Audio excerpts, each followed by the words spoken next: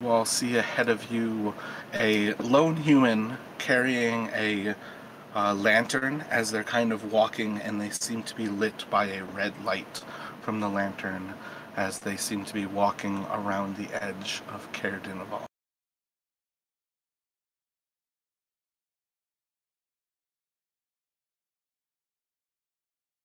Hello there.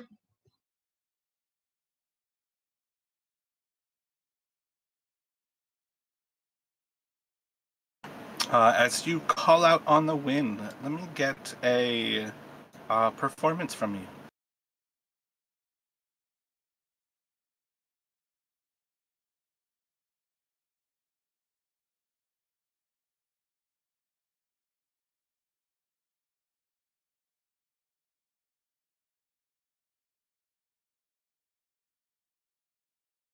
Trying to find screen where I have it open. Hold on.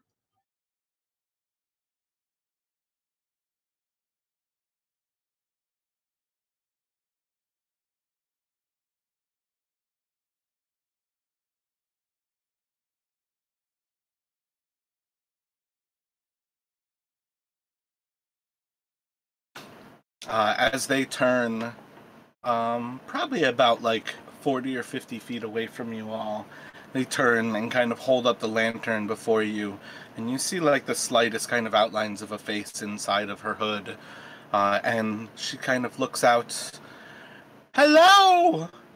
And as she yells, let me get a perception check from both of you.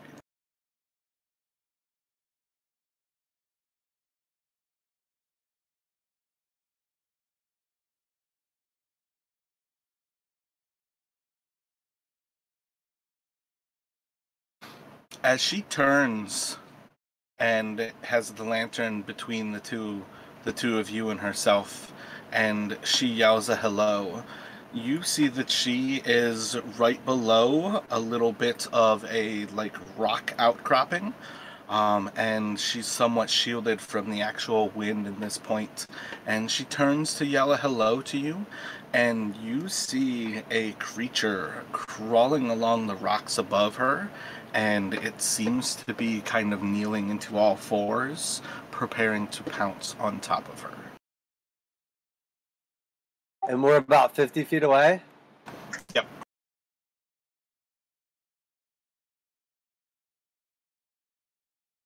I want to yell out to her.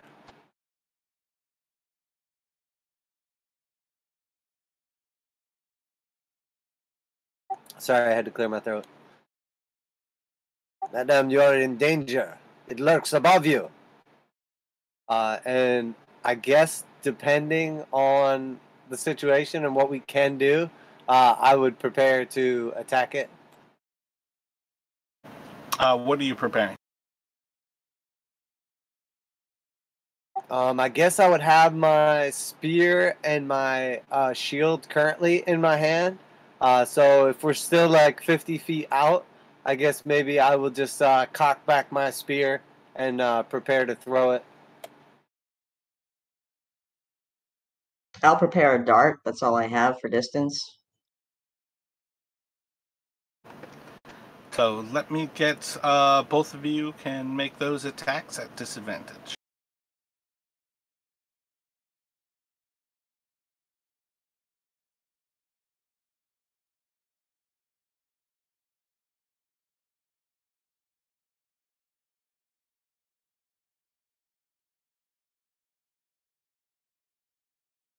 When you do a spear, is that like when I do a throw on that? Do I just click it regular, or do I need to change something up because it's a thrown weapon? I think that's one of those things that we just have to make sure to do the math correctly, because that would be dex based instead of strength based. But you are otherwise, I think, proficient in your spears, so the proficiency is still there. And then we would have to make sure that it's using the correct damage dice. But I think that often is just using the one-handed. So, like, what's your strength? Is your strength +3? Yeah, it should be 2 less. My strength is +3 and my dex is +1. Yeah, so I think that's all we do when we're making sure that it's a throne, is that we subtract 2 from that. So it's a 22-13.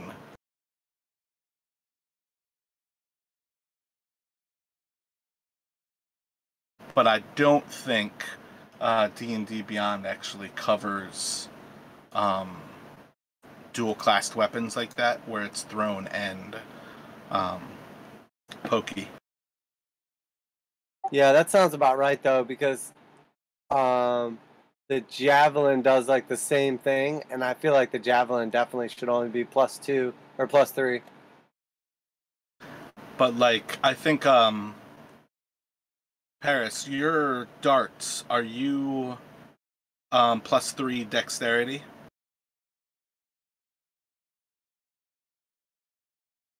Yes. Yeah, see, I think her darts are finesse weapons, so they recognize that she is a dex-based character. So those are like right regardless of whether they are used like close range as like stabby bits, or if she's actually throwing them. Oh yeah, that's what I was trying to think of. Does finesse mean you can use either your strength or your dex? Yep, that's finesse. So when it's a finesse weapon, it recognizes to use whichever is best, but it still doesn't recognize whether it's being used to stab something in melee or actually being thrown.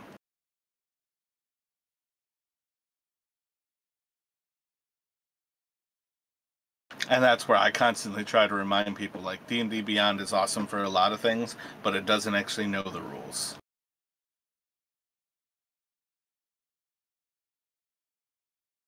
Right, it's more like a spreadsheet. Yeah, exactly. It's got a lot of the algorithms built in, but it's otherwise still just winging it.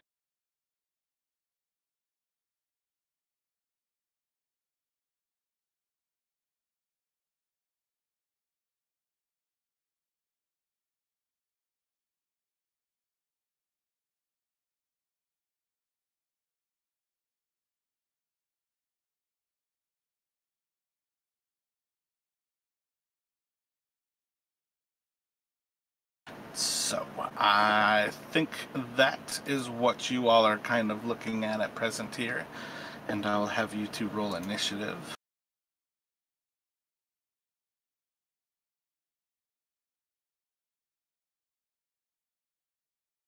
Alright, so each of the spear and the darts are going to sink into this creature's side as it leaps down at the person before you. So it's on top of the person?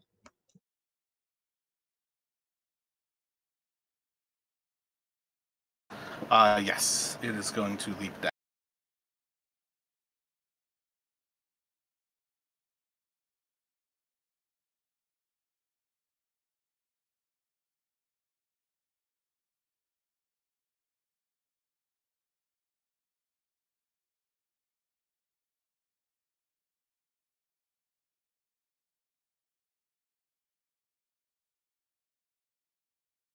And it looks like a large cat?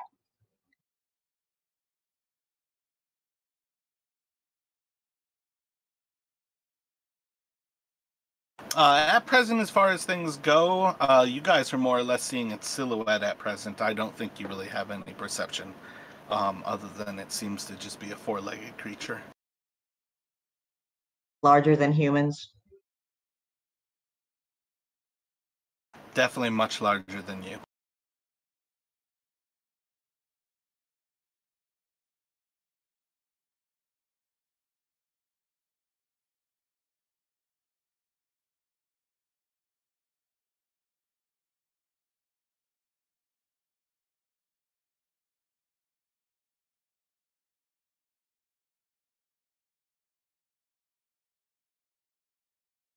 Oh, okay. I had to zoom out. I didn't see them on the map.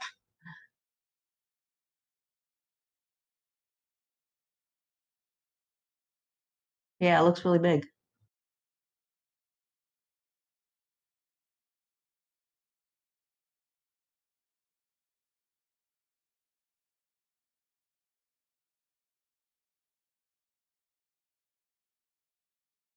Alrighty, so it is going to pounce down on this person as it slams her into the ground. Is going to bite down into her. And Ezekiel, what would you like to do? Okay, I have a couple questions. One is, does she appear to have any type of weapon? And two, is she still like conscious, or is she like limp and like in its jaws being devoured? You can use your free action to do a perception check. Otherwise, she does not seem to have a weapon out.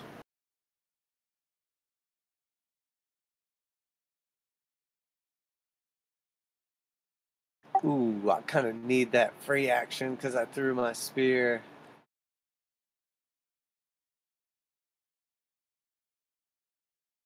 I'll just not worry about that for now. And I'm going to do...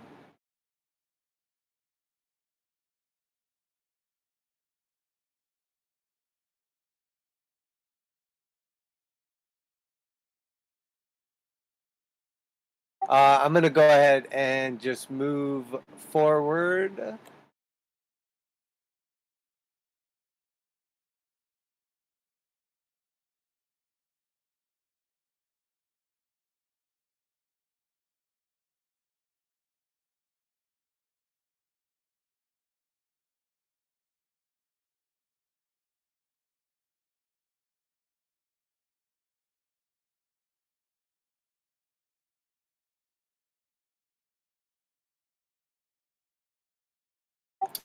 Sorry. Okay, and then I'm going to...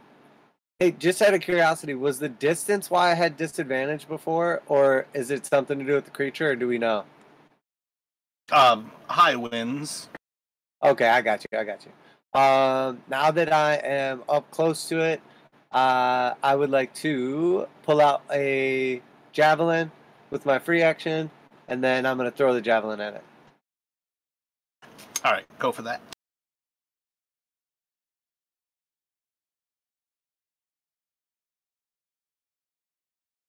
As you wing past it, it's right as it's like biting down at her, and it just goes right over the the shoulder of its back.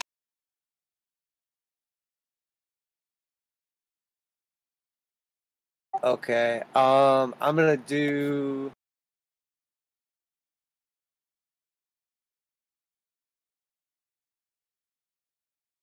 for a bonus action, I will yell out,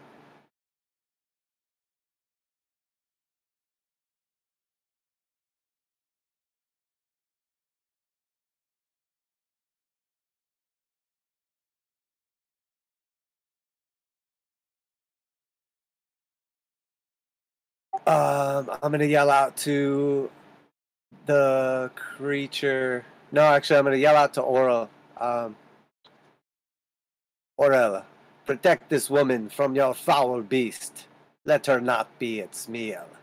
And I'm going to do Sanctuary on her.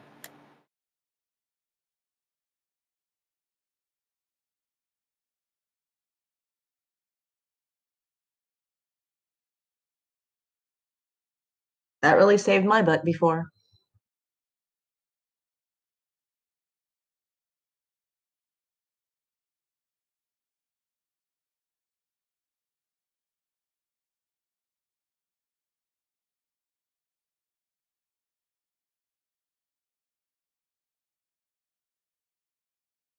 And that's it for my turn.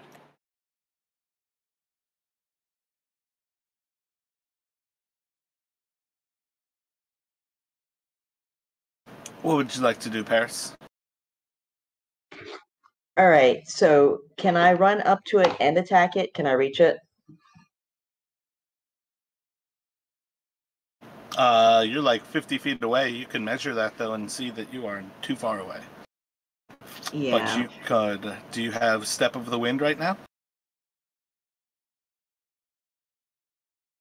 I don't think so. Under your features?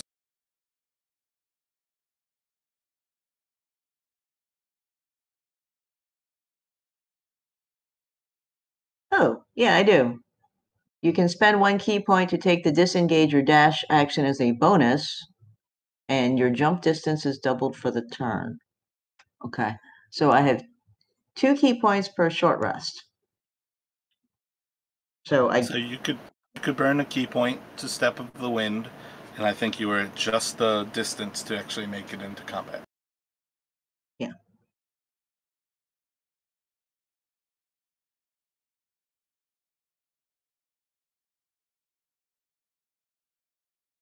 All right, so I'm gonna run up to it and hit it with my mace and try and distract it from the human.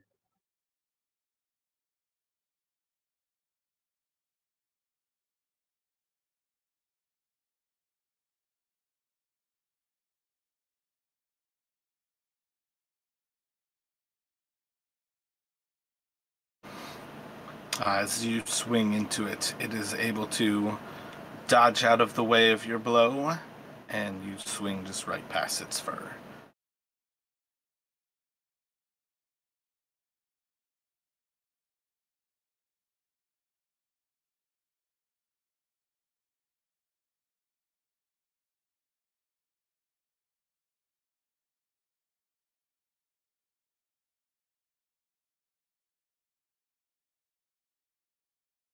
Hey, how far out of town are we? What are you looking for? I'm just wondering, like, what can we see of the town? Like, why though? I'm just curious what you're looking for. I was wondering why she was out here by herself. You'll have Like, to figure that out shortly. But you guys are effectively like on the outskirts of town. all right, so she thought she was You're safe. in the middle of a combat, though. If you're trying to think why she's out here, you have no fucking clue. It doesn't make any sense. Right, okay. You don't really see people walking around in this cold pretty much ever in any of these areas.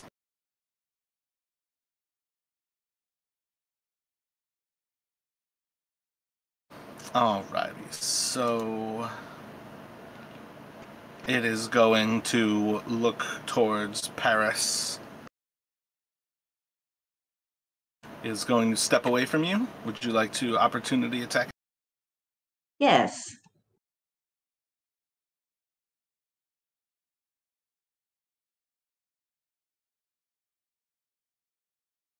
Crack it on the kneecap.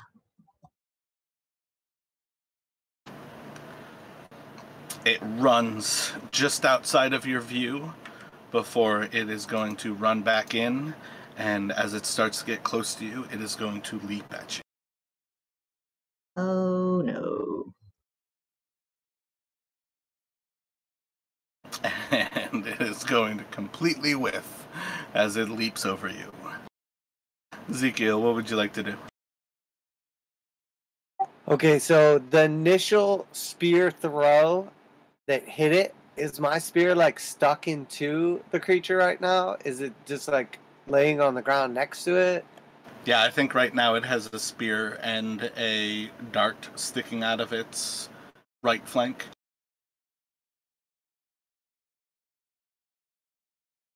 Okay, sounds good. I would like to run up to it, and can I free action get my spear back?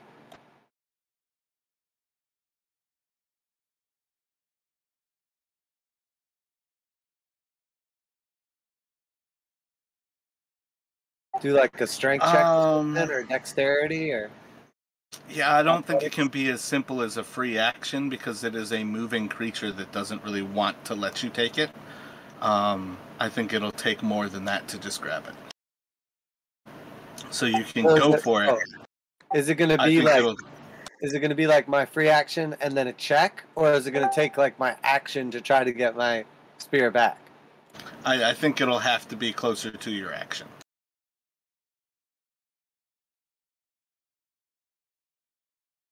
What up, Josh? Hey, how you doing? Sorry about that, guys.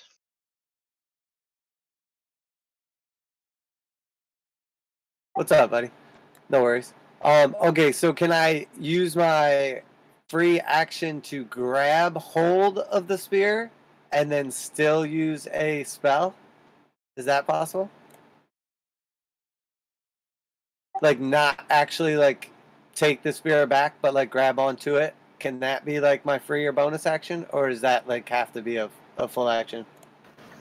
I think my point is that by expending the spear and hitting it, you're not going to be able to use it without losing action economy. Well, yeah, that's what I'm saying. Like, here's what I'm thinking.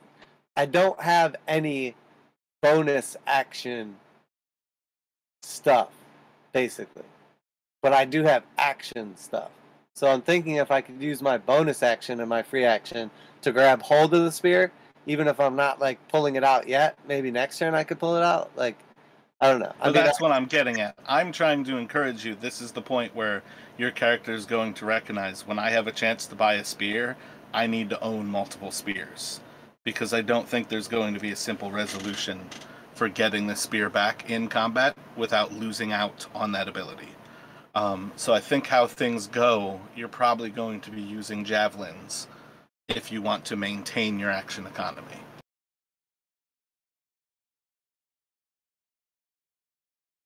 I think allowing it to be a bonus action or a free action is too much to recover a weapon in the middle of a combat with a creature that is larger than you and hostile.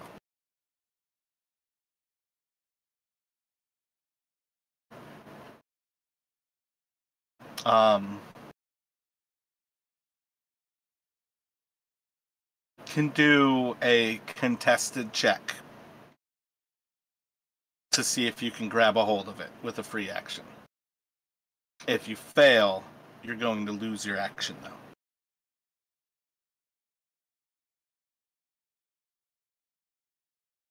Yeah, it's not really worth it.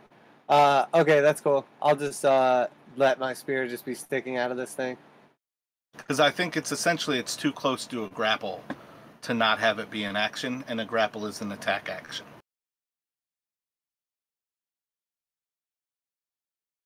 Yeah, sure.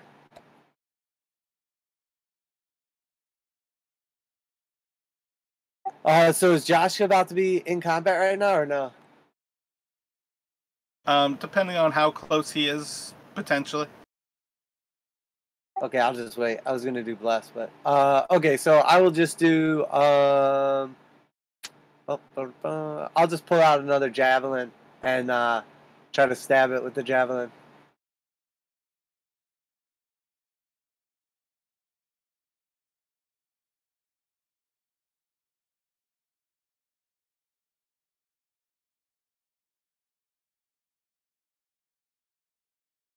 Another solid hit into it.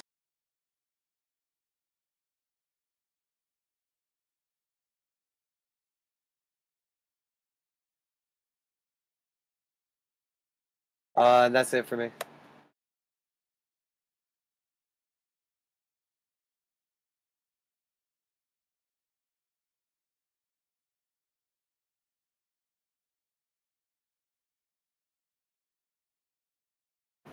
Getting up closer to this person on the ground, you see as they are choking and are not otherwise moving.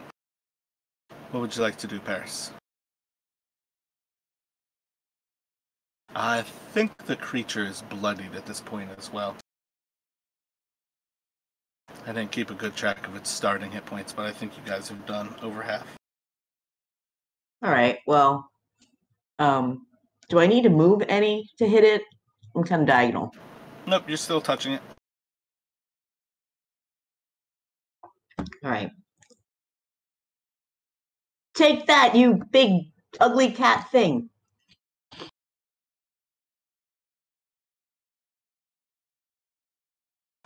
Solid hit. And I get a bonus action, right? You do indeed.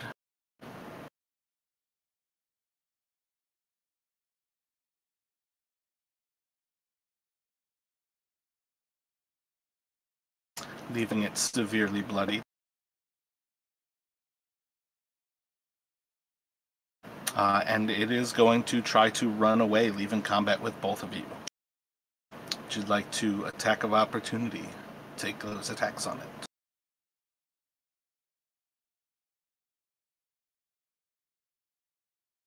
Coward!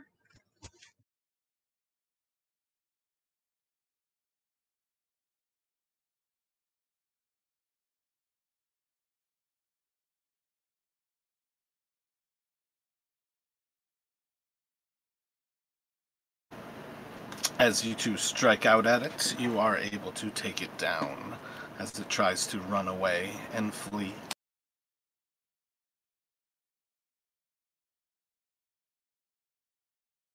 Ezekiel, what would you like to do? I'm gonna run over to the downed female and check her condition out here. Doing a medicine check?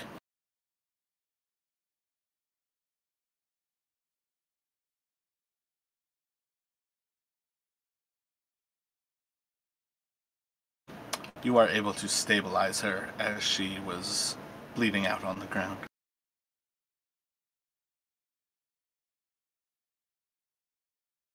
All right, I'm gonna run over to the monster and make sure it's dead by slitting its throat.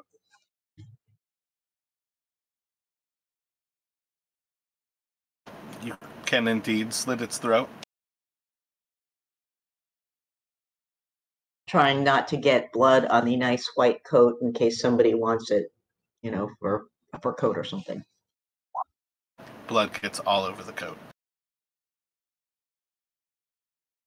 Well, then they have to wash it.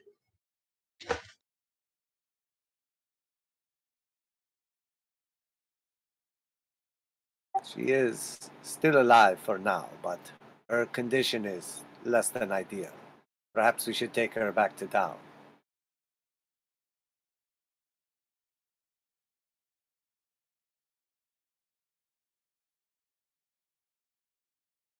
So I guess I'll can I look for my javelin and then obviously I'll take my spear back?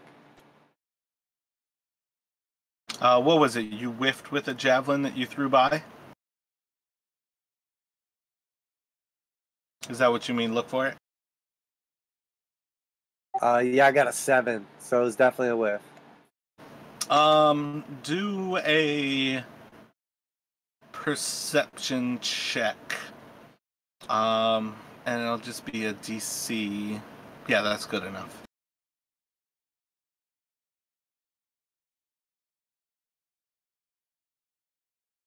Is my dart still sticking out of this thing? Well, you just threw the one dart, like at the start of it. I think you'll find that without a problem. Yeah, I just threw the one. Close the distance after that. Yeah, yep.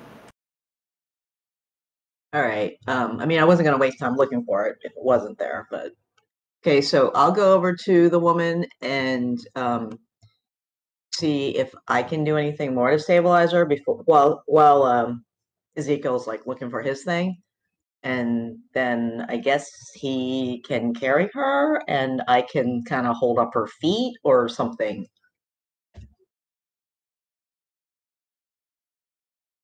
She's stable but unconscious. The lamp that's burning red is right next to her. That's on the ground.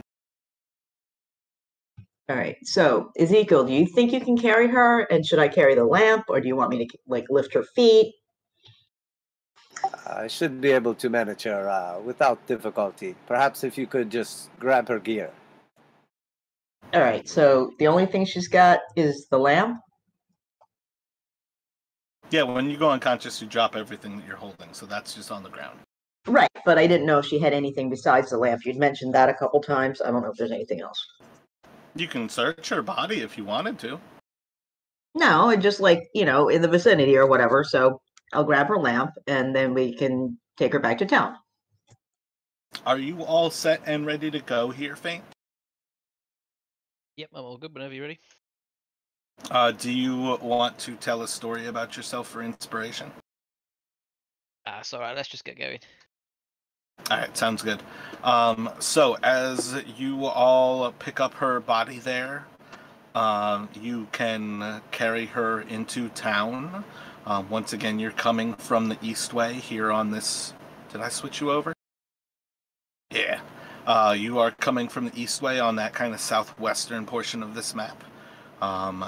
where would you like to go inside of Caer-Dineval? Where's the nearest building? Nearest building would just be in front of you to the right. All right. I say we go over there, unless we see something that says urgent care.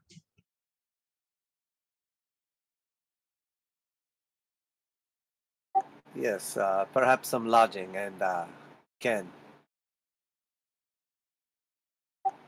You Fint, you say you have been here before? Yeah, that's right. Once before with your brother. Caer-Dineval would have been one of the places I thought we'd go to first, but there's also the uphill climb. We could try that out. But I don't think just going to a random house is going to do us much good. What is this uphill climb that you speak of? Just trying to find it in my notes. 1 second. It was just the tavern. I think the tavern owner was Rourke. The tavern seems as good a place as any. Yeah, I think it's better than knocking on some randomer's door. Plus, it's not exactly far, so. But we take her there. She's made it this far.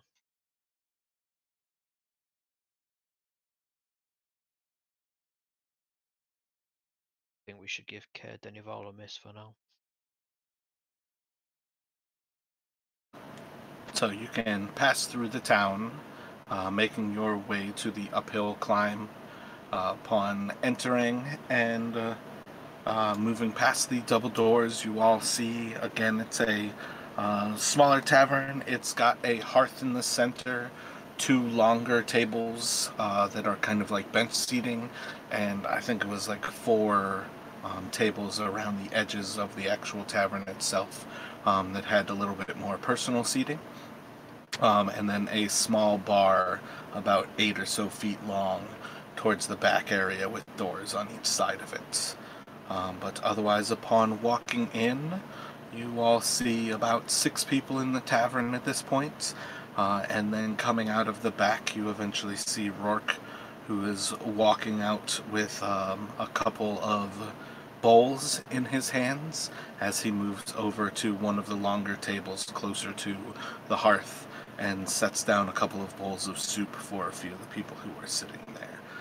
But otherwise, he looks up. I feel like Faint introduced himself in the previous conversations, so I don't think it would be crazy for him to...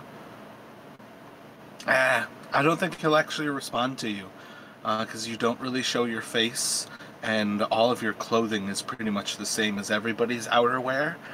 So he more or less kind of just looks out to you all as he sets down the stews and just seems to... welcome to the uphill climb. Seat yourselves wherever you like. And he kind of like looks over the snow kind of covering all of your clothing. And you see as he sees a couple of folks who are a little bit less clothed at this point sitting closer to the hearth, like opposite side of it. And he'll like walk over to them and he kind of like ushers them to the side a little bit to make space right next to the warmth for you. Yeah, appreciate the hospitality, but we've actually got somebody a bit injured here we might need some help with. As he starts to notice Ezekiel holding somebody, I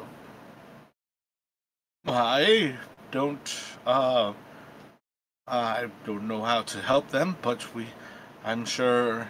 And he kind of looks around.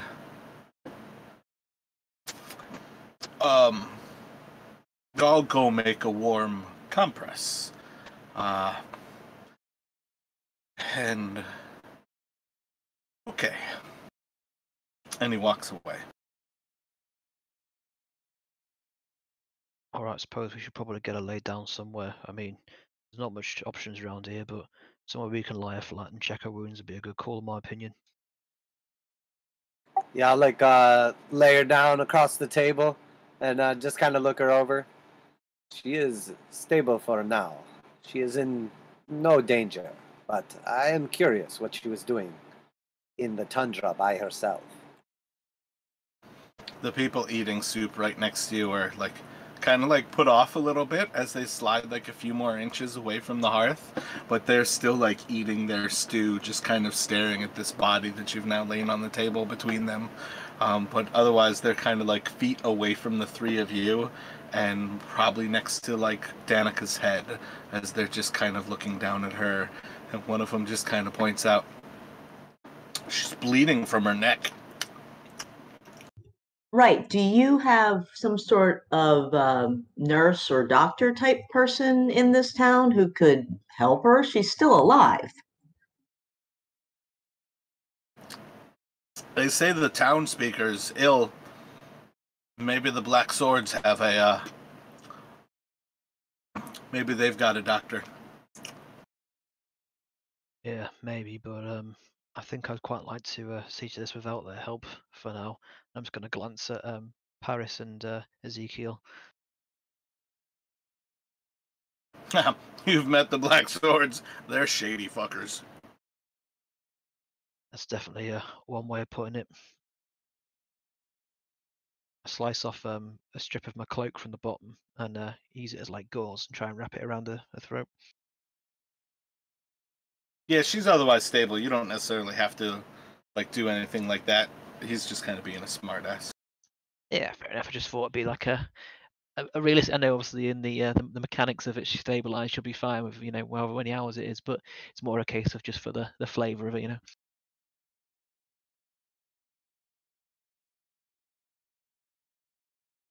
Before long, she should regain consciousness, and perhaps she can answer some of the questions. That's the main reason why we're saving her, isn't it? Either that or to get a reward.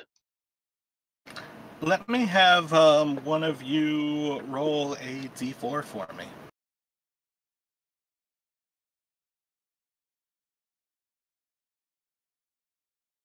Excellent.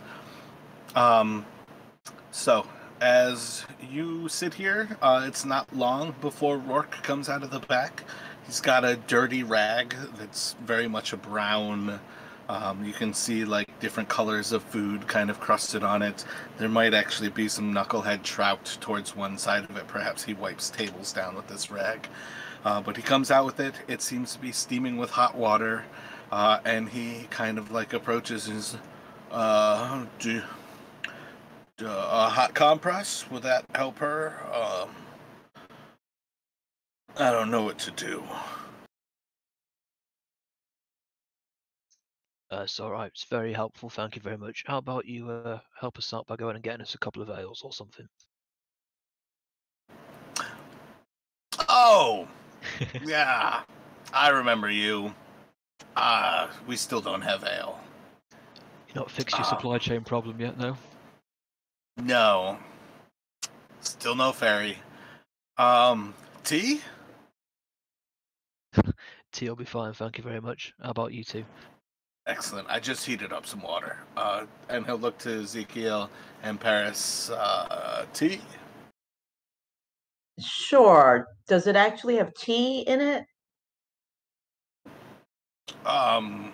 It has herbs. Do a lot of pine. I can put knucklehead trout in it if you'd like. No, thanks. Water would be great. Let's have some hot water. That'd be whatever is tea. That'd be wonderful. Do you recognize this lady? I'll kind of like approach and just with like his offhand with his left hand, he'll kind of like put his pinky down into her hood a little bit and just kind of move it off of her face. Oh yeah. She stayed here last night. Just a little whacked in the head. Well, like, but also before the blood. Whacked in the head in what way? You talking about her being a bit crazy or something? Yeah, she was talking about... she's looking for some creatures. And he kind of like just rubs the back of his head for a moment before he kind of looks around and he's like looking over the patrons and Cycleon. She was here. You were here last night when she came in. Remember what those creatures were called? And just one of the people in like one of the back seats kind of looks up and Huingas? Chingas? Huingas. I think they were Huingas. Yep, she was talking about these little, and he's like holds up his fingers just about like 2 or 3 inches high, just kind of like in a little claw shape, and he's like, I think she called them Huingas. But yeah, she's just whacked in the head. That's some people you can't help.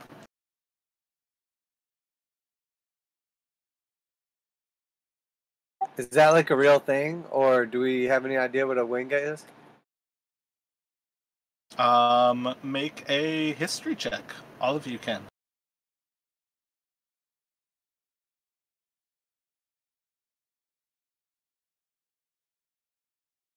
We're very historical, mate. As far as you can tell, none of you have ever heard of anything called a Huinga. Maybe it was called something else. Might have been a strange name they'd not heard before.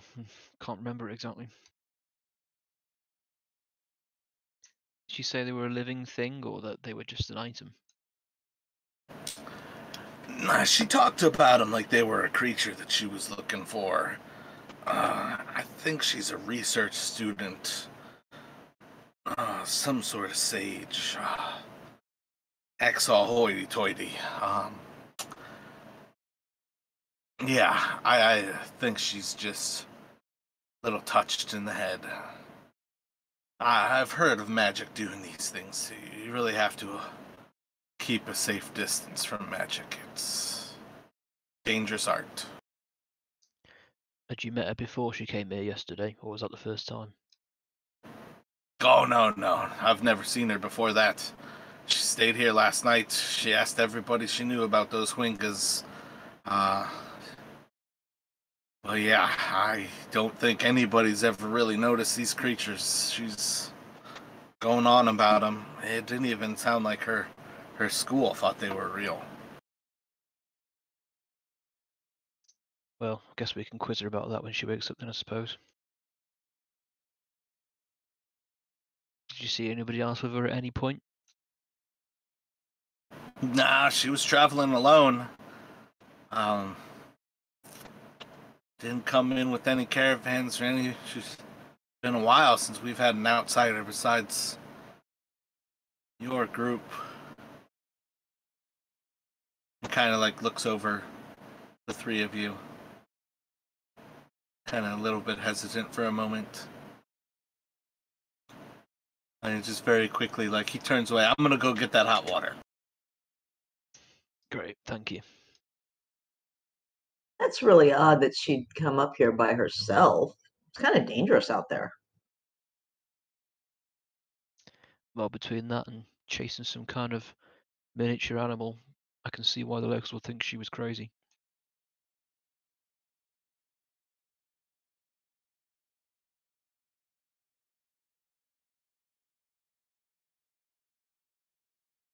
Yes, indeed. Seems rather reckless for her to be out there by herself with no means of protection.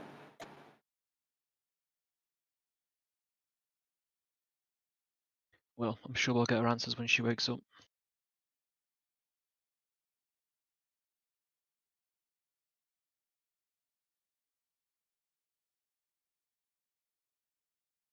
Just by the by, it's a bad idea to take her for care up in Caer-Dineval, as far as I'm concerned.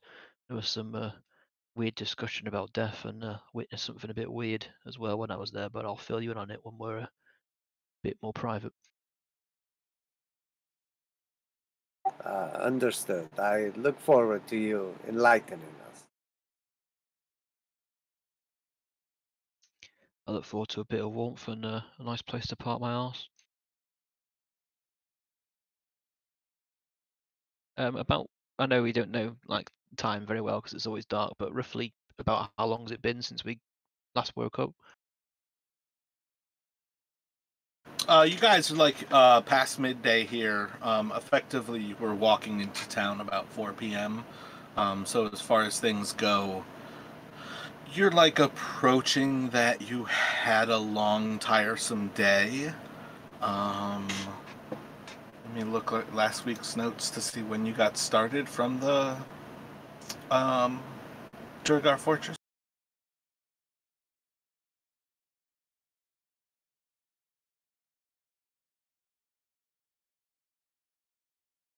Yeah, so 7 to 4 walking kind of at this point. I definitely think you feel thoroughly tired. And I think it's pretty easy for you to know at this point you're kind of like well into the day. Seeing the number of people here inside of the uphill climb versus the last time you were here, it's pretty easy to pick out that this is the end of a kind of normal day for a lot of people. There's still a few hours of light before the aura kind of disappears, but it's more or less like at that point where you can kind of have that sense you've had a like successful day kind of thing. All right, got it. So we would sort of soon be looking at bedding down. So, don't know what you guys think. Probably just want to kick it here for a little bit. Wait for the evening and then go to bed.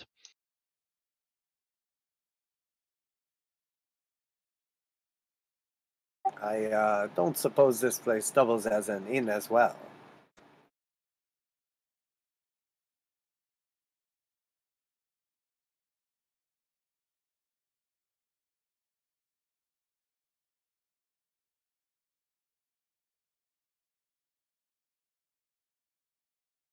I don't think it would be unheard of for Faint to remember that Devourers is the inn here in town, and it has been closed down for quite some time.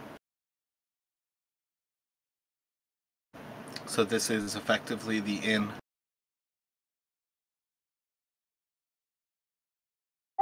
Yes, perhaps when he returns, we can see about a room.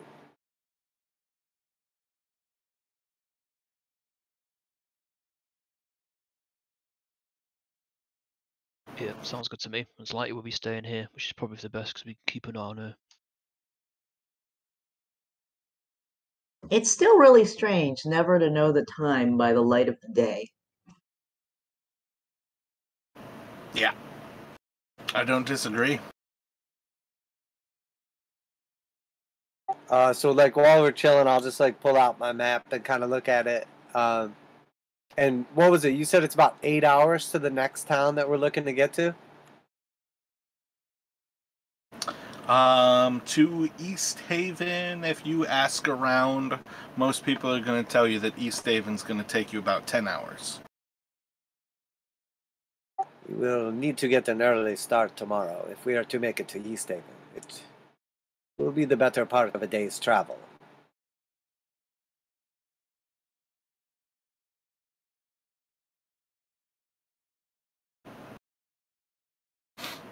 So at some point in everything, Rourke will return with teas for you all, or hot waters. As far as things go, you can pick up on the fact that he doesn't really have rooms to rent, but he does have space that you can basically set up your own kind of sleeping material in slightly isolated places, but more or less the warmest position will be kind of waiting for everybody to actually leave the tavern, and then just sleeping near the actual stones of the hearth for that actual radiant heat from the stones that they pick up through the day. All right.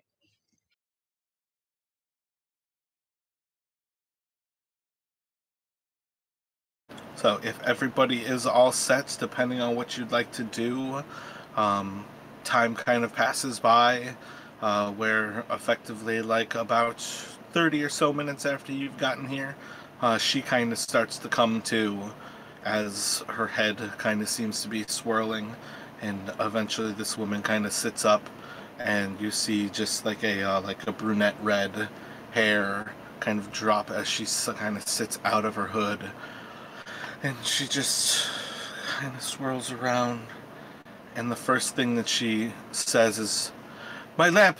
What? Where? What's happened? Where am I?" Who are you? We've got your lamp right here. And as soon as you say that, she turns to you. She reaches out and she's going to try to snatch it right away from you. A word of thanks would be nice. We saved you. And as she kind of cradles it right close to her chest, she very quickly blows it out. Well, actually, no. You'll see that she kind of checks to see what color the fire is burning. She like looks down at the fire and then blows it out. Thank you.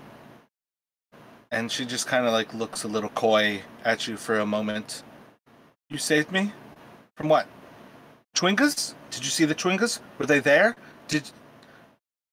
Small? And she like kind of like shows like about like a 2-3 inch high creature. She's like, small? Chwingas? Did you see them? No, there was a giant Shit. white cat beast thing.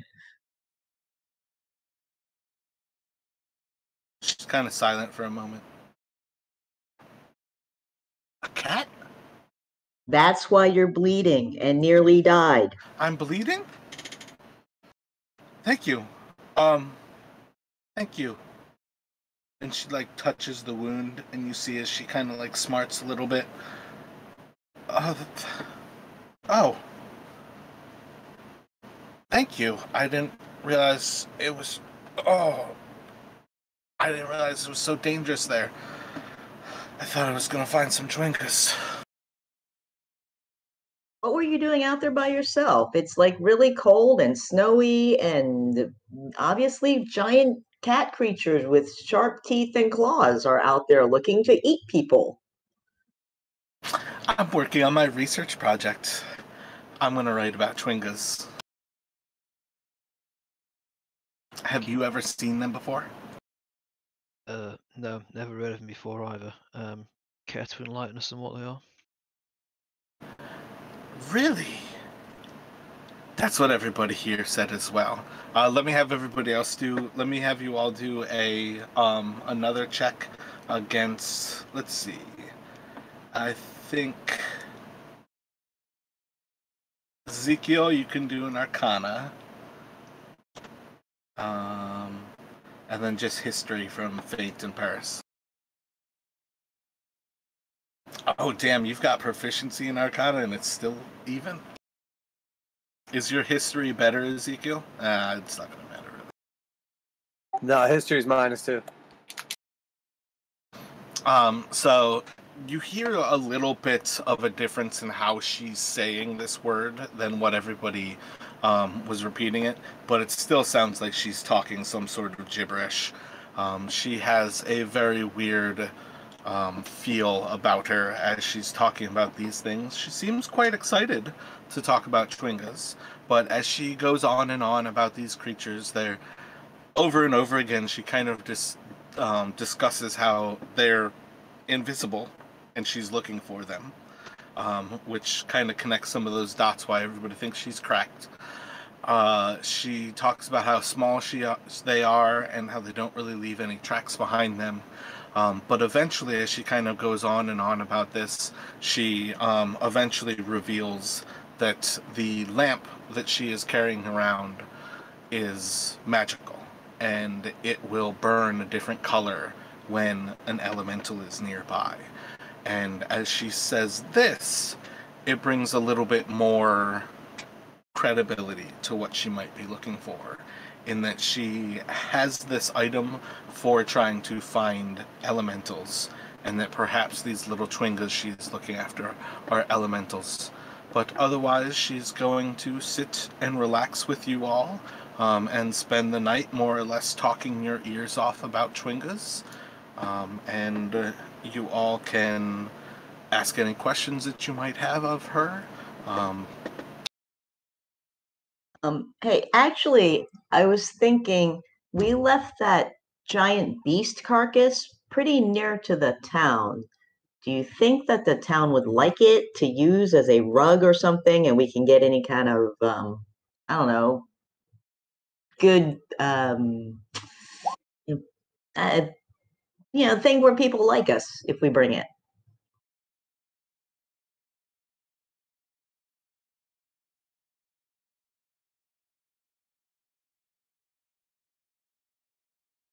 Oh, Not sure that it is a viable option for us to even carry it here. That thing was rather large. Oh, right, that's true. could always cut chunks off it though. No, I was kind of thinking they might want to use the fur, like a rug or a Yeah, coat. or they could eat the meat. I don't want to eat it. Yeah, but they might want to. All they eat is fucking trout in it. Oh yeah, all that we had. Yeah. Hmm. Do we know what that thing was? Other than that it was an extremely large cat, probably not necessarily, but you could do a animal handling.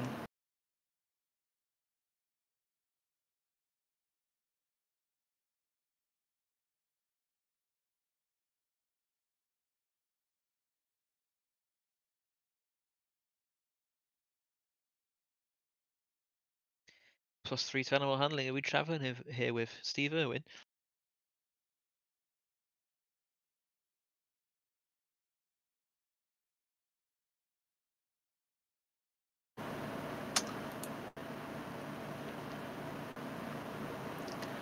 I think you would be able to connect that it was obviously a large predatory cat. I think you'd probably be a little bit more inclined to call it something like a snow leopard. As you all describe it, though, you can, depending on how secretive you're being, you'll eventually have somebody who kind of is overhearing the conversation, and they kind of like push in a little bit and sounds like you're describing a crag cat. Come out of the spine of the world, no doubt. Sounds like that could be it. Do they tend to come this far towards town often? Nowhere safe. We're not really in town when it comes to an animal like that. It just sees it as this is where food roams. Hope it likes trout. If we did not already have more pressing matters, perhaps we could deal with the carcass or the meat, whatever you want to refer to it as. But I think now the most important thing is to focus on the task at hand. Yeah, I mean, I'm kind of interested in that lamp and what these ching twangs are. Yes, young lady, what did you say that your name was? Danica, Danica, what makes you think that you will find these creatures here, and that you will even live if you do?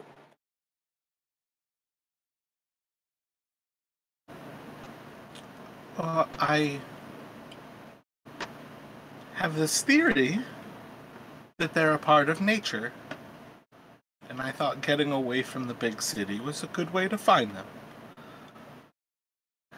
And as to living, didn't really think I had to not get eaten by large cats. Yep. And she's like very self-assured that she's safe, and you can tell that in the back of her mind, she does not feel safe anymore. Ew. Go on, you go. You say, get away from the big city. I assume that you are not from here. Where are you from? Kind of like looks to the people that you guys are just a few feet away from.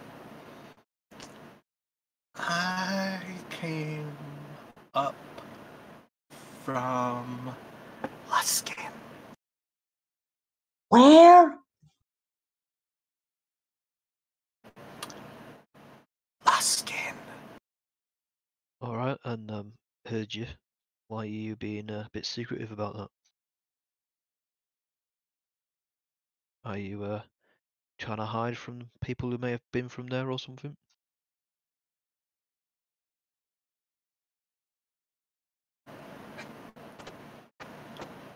People who use magic aren't welcome.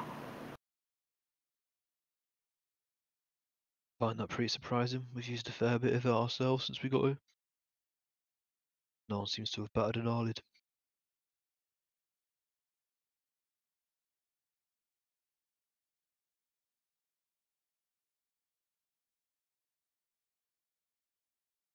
Do we recognize that as the names of one of the 10 towns? Luskin is not one of the 10 towns. It's one of the northernmost towns on the Sword Coast, and it is the home of the Arcane Academy, which is in general a group of wizards that people do not take well to.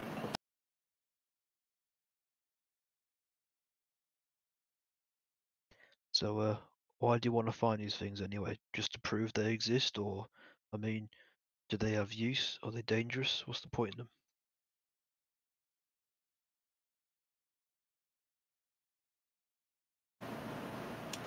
I'm just a curious person, and I'm working on a research project. Research of what exactly? And don't just say Changas.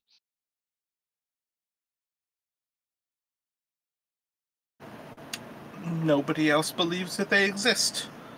My research is not only to prove that they do, but also to show that they have many values.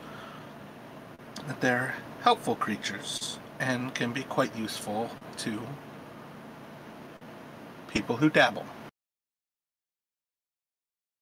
Why do they like excrete something, or do they emit something, or do their, bodies become useful for something like, alchemy or some shit?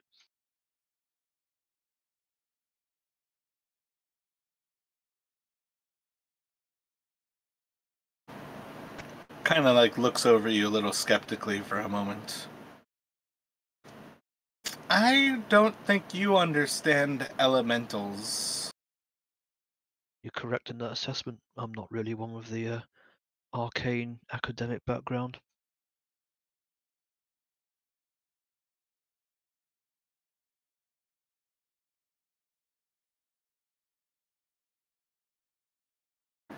She kind of looks down at her leg that seems to be one of the wounds that she picked up. She's kind of like moving her right shoulder where she got bit after the creature pounced on her.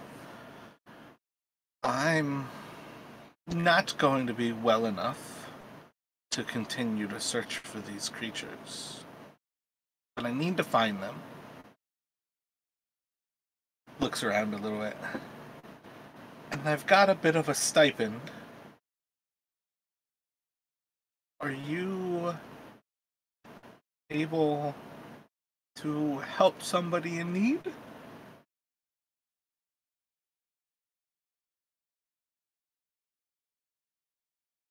Are these things always invisible unless you have a lantern? I've heard people say that they can see them.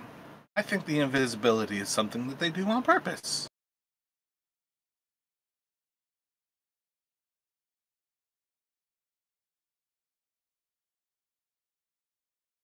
Means they want to be hidden, which means they'll be hard to find. But whether you're fit or not, it's irrelevant. There's no way you can go back out there on your own. It's really not safe.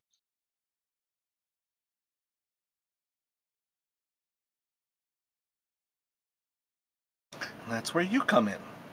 Because I don't have a choice. I need to find the Chwingas, or my research ceases. If my research ceases, everything is lost. So, would you like to help me?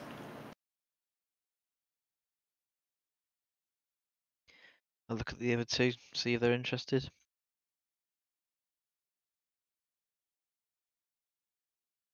I'll shrug. I was rather limited on the amount of time I was planning to stay in this land. I thought perhaps I may leave even as soon as tomorrow, but I suppose while we are here, if there is an incentive, there's a possibility that we could search out these creatures. I am curious myself. Alright, how much gold are we talking here? Well, if you can bring me a Chwinga, unharmed and alive, I can give you 25 gold. 25 gold each to start looking for it, and then No.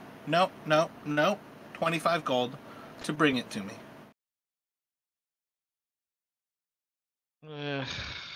I don't know. Seems like a lot of work for, not a lot of gold, and we also would need some payment up front because if we're going to go looking for them, we need to be funded in our expedition. Can't go out there without supplies, can we?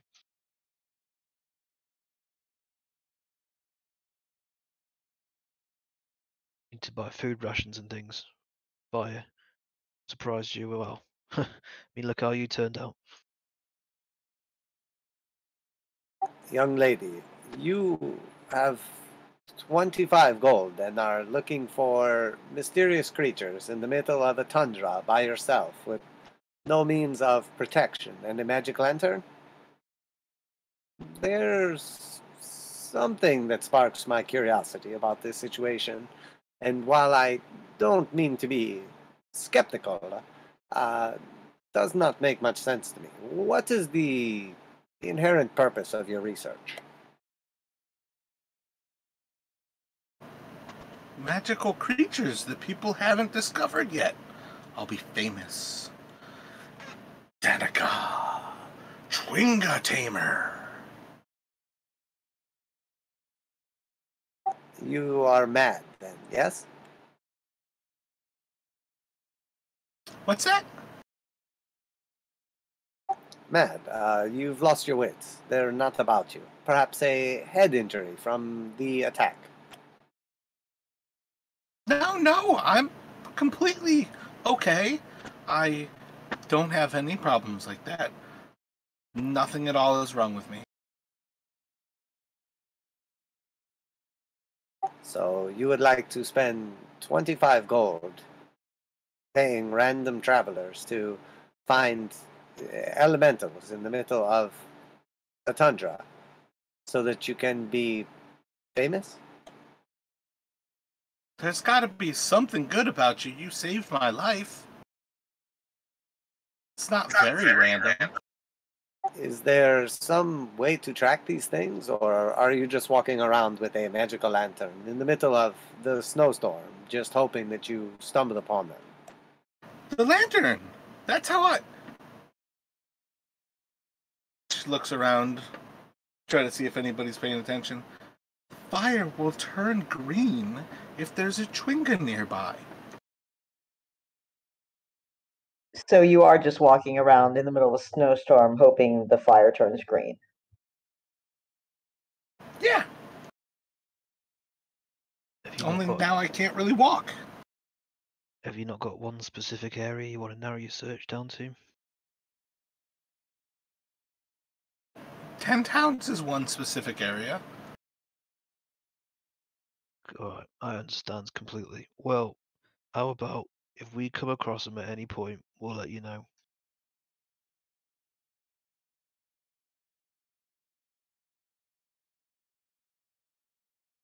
Seems like a passive way to say no. You're very perceptive.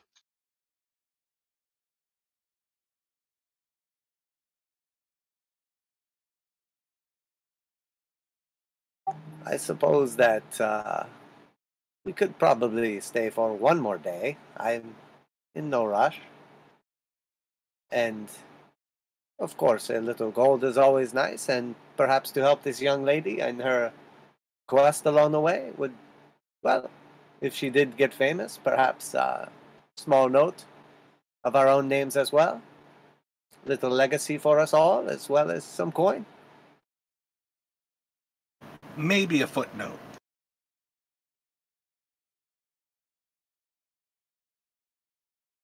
I am in.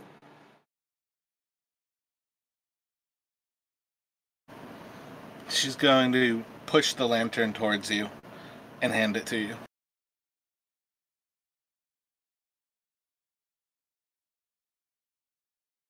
Are you not concerned that we will just take the lantern and find the Twingas for ourselves, and your name will be left from the history books? Are you writing a research project? No, my brother is the writer. I am not into those type of things. I'm not concerned. So this lamp, it starts out red.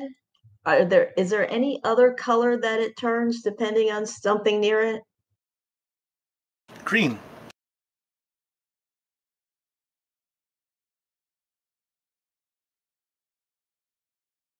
Have you ever seen it turn green?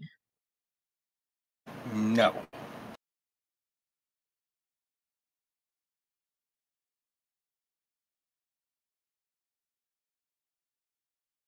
And out of curiosity, does this lamp take some sort of mystical oil or some magical flame ignites it? Just lamp oil. There's enough in there for... She kind of like pulls it back a little bit and shakes it. Probably about 4 more hours, but you'll have to buy more. She would, at some point, tell you all that if you light the lantern and you kind of walk around the outskirts of town, it's able to sense a Twinga within a few hundred feet of the lantern. And other than that, that's kind of your goal, just to try to find a Twinga. And once you can find one, to go about trying to bring one back to her. Do you all have any other questions as the evening goes on? Is there anything else you would like to do while you were at the uphill climb? So while we will devote some of our time to trying to help you, I am curious. I understand that you are a key researcher at the front of your field, so there's still much mystery with these creatures. Is there a particular way that you will coax this creature or capture it, transport it, and keep it docile? I've never even seen one. So just looking over my notes here, I have that we are looking for small creatures that are invisible with a magical lantern, that we have no idea where they would be located, how to catch them, what type of foods they enjoy, what they look like, or I don't even think why they they eat. cooperate. Okay, so no foods, and excellent. And just out of curiosity, the lantern is to glow green when we approach them. Do they then become visible, or will we just know that they are nearby? I don't think so. I think it'll just turn green and you'll know that they're nearby.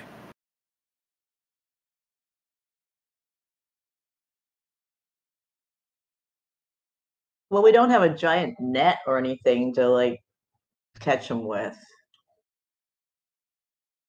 I don't think you'll be able to keep them inside of anything, but a giant net would be a problem anyways because they're quite small. So at best you need a tiny net, but again, I don't think you can capture them. If you were in better physical condition, would you feel more comfortable to come with us on this sort of quest or excursion? Fool's errand. Are you inviting me to join your group? I could be an adventurer too. Well, I mean, if your wounds were healed, but obviously you're in no shape to go like that. You like me? Her lips are quivering. She's clearly crying out of one of her eyes. Of course we do. You're a nice, charming young lady with ambitions. I like you as much as anyone.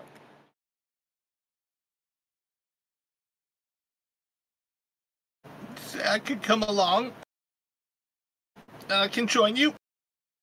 And be one of you. And we can be friends. Forever. Besties. I mean, we can be friends, but it's probably for the best that you don't come with us, really, because I mean, you're injured. And the researcher. Best friends. Sure, why not? Best friends. I've never had a friend, and now I've got 3. Not only do you have 3, but you have 3 of the best friends. We're the 3 best friends that anyone can have. She's gonna snatch her lantern back from Ezekiel. Give me that.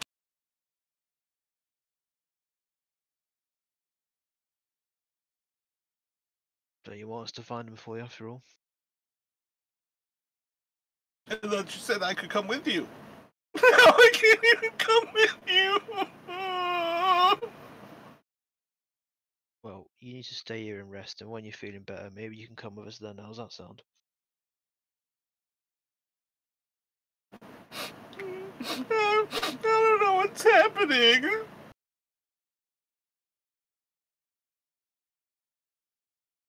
Or you got attacked by some kind of crag cat, where he picked you up, brought you here, and now you're giving your lamp to us 3 people to go and find chewingers for you.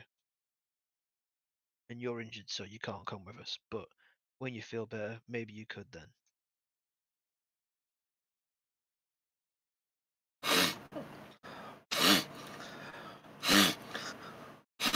I thought we were friends. Of course we are. It was just a test. We were checking to see if you were being honest with us, because obviously you would not waste your time walking around with us looking for Twingas if they did not exist.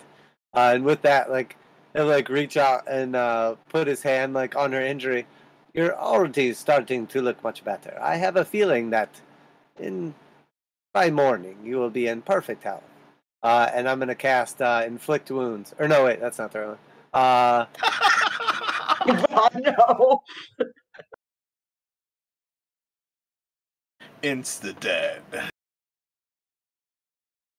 Cure Wounds her for 12 hit points.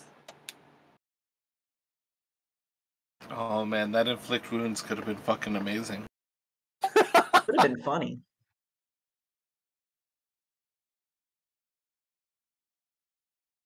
As a matter of fact, you are quite the healer. You're already looking in as good a shape as when we found you, and your clothes, they seem to be mending themselves as well.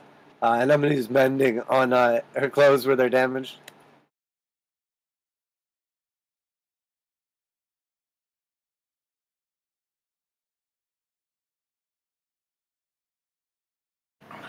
Please, don't be more careful.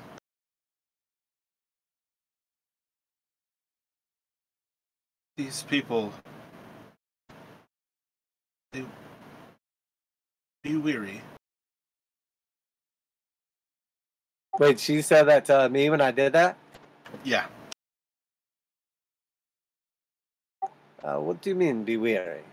And then I'll kind of dip down and say, the magic? Yes. Do what you can to keep that to yourself. My abilities are no secret in this area. I am granted my powers by the queen of these lands, the all-powerful Oro.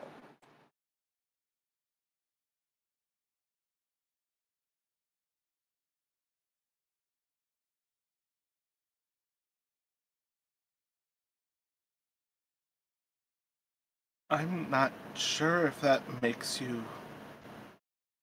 safer or if that puts you in more danger. I think it's both.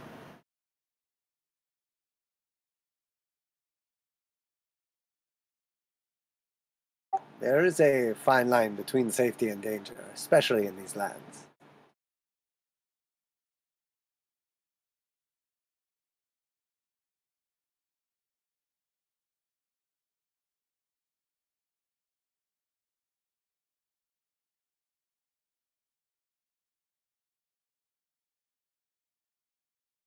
Perhaps we should rest for the evening and get an early start tomorrow if we are to look for these creatures.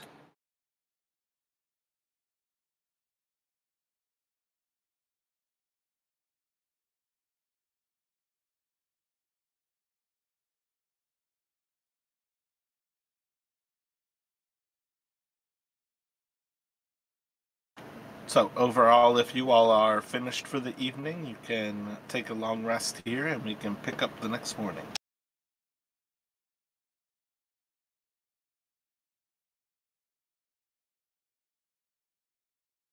Do you guys actually want to look for Twingas? I don't understand how we can look for Twingas.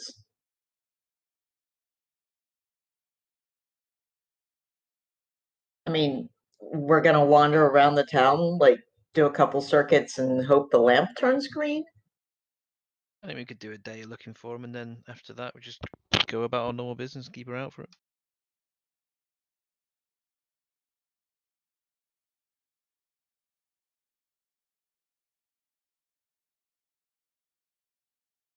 Yeah, I can let you take one day tomorrow doing it and leave it at that. Sounds good to me. Yeah, Sure. check around the town, just go out and about, start off doing sort of a close perimeter and then move to a further away one and then a further away one. She's joining you all. You invited her to come with you. Oh, I thought I said she was uninvited because she was injured, but then again, she did get healed. This is a bad idea. She's gonna get attacked by something. She's definitely gonna die.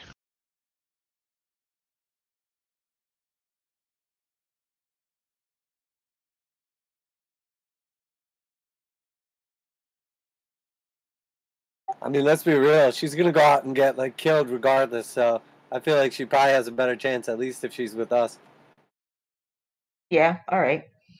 True, but our original plan was to stay put safe here, and we were going to do the looking on our own. She's a wizard that I control. She's all powerful.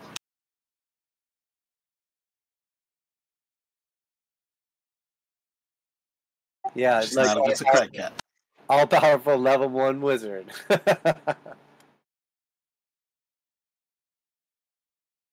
Maybe one half.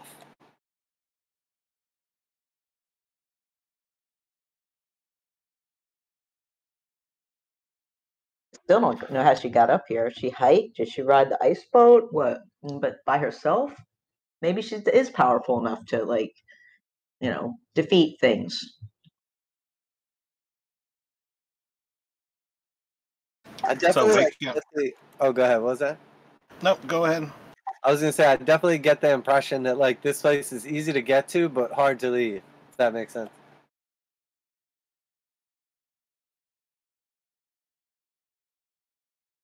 So when you all wake up in the morning, is there anything you would like to do prior to setting off for the day?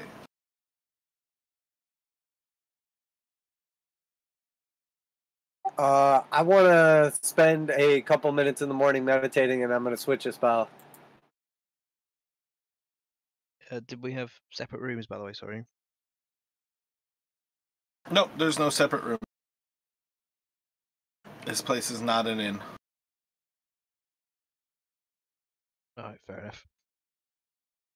What is it? I thought it was basically an inn. He serves like trout soup. It's a tavern. Oh, wait, The inn is closed. Sorry. What's your question? When you like switch out your spells, are your cantrips like permanent, but your spells can change? How does that work? Yeah, your cantrips are permanent. Technically, you cannot change those. There's a little bit more leeway as far as I'm concerned under 5th level to fix something that you think is problematic, that you made a bad choice on. And then there's a little bit more room when you level up to actually fix those things. So in general, if you want to switch out a cantrip, that's fine. But generally speaking, when you have a cantrip, that's your cantrip forever. Oh no, that's cool. I was just gonna put on guidance. I took mending this time instead of guidance, but I like mending. It's like maybe not like completely useful, but I think it has like a good flavor to it. So I'll stick with that. You did a good job with it. It's pretty funny. Yeah, I sort of like it. I feel like it's useful. I mean, I'm sure there'll be like somewhere along the way where it serves an actual functional purpose, but I feel like every time somebody gets like ravaged by wolves or something like that, it's funny to be able to like fix their clothes for them. I mean, that's definitely a clutch use for things. Mending's really good, like if you break a lock off of a door to then fix it, so you can actually break into a place and then hide the fact that you've done that. There's a lot of good ways to use mending. In general, though, one of the things that it's when stuff gets lost, like if you explode something, you can't mend that back together. But if like a rope breaks or like somebody's thieves' tools snap or something like that, like those Yeah, all little work. things like that. Yeah, I like that. I like the idea of being in the middle of like nowhere where things are limited and then having the ability to like fix useful shit. So I'll stick with that. I like it how it is. Mending's the type of thing that a very unsuccessful adventurer could become a very successful entrepreneur just by having that ability.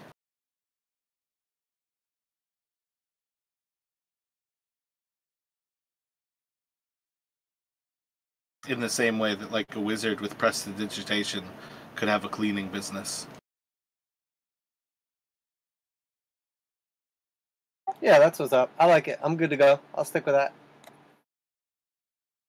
So I know Josh is like restarting his computer perhaps real quick, but do you guys have thoughts on how you were going to go about your day? We're gonna have breakfast and then wander around with a lamp.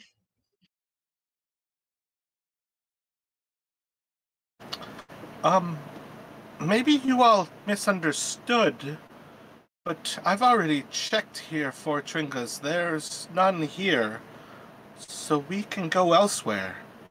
We don't have to wander with it. We just check where we go. Of course. I thought that was the whole reason you're going to come with us. So we could just head to our next destination and along the way you light the lantern and we see if we find any Chumbawambas. Twingas, but yes. Chachinga, that's what that meant. Twinga. Twinga. Twinkies. And people say that I'm correct. I Excellent. think it's just the accent. The pronunciation is different, that's all. I've found good friends.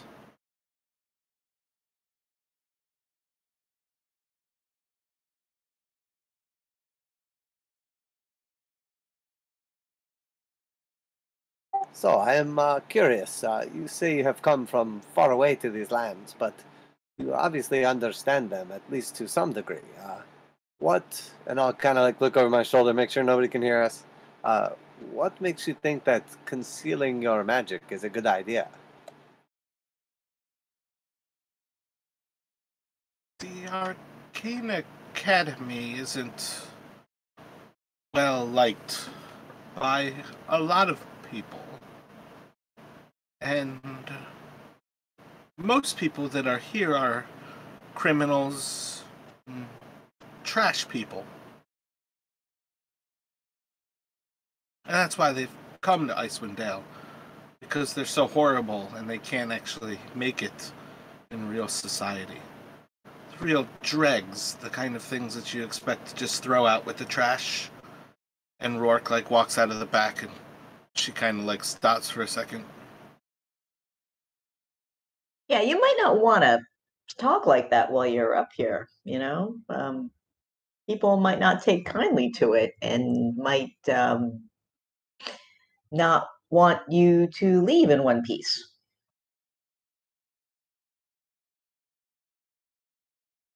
You asked, I wanted to give you an honest answer.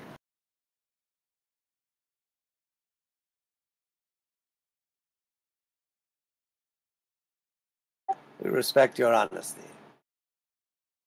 Shall we have some breakfast and then move along?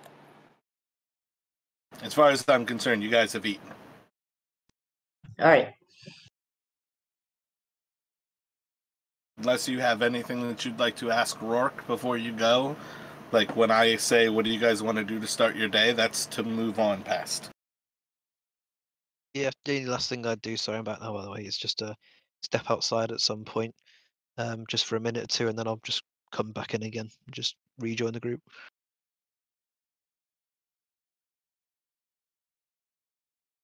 Is it still cold outside, my friend, or has it warmed up? Wouldn't you know it? Still cold and still fucking dark.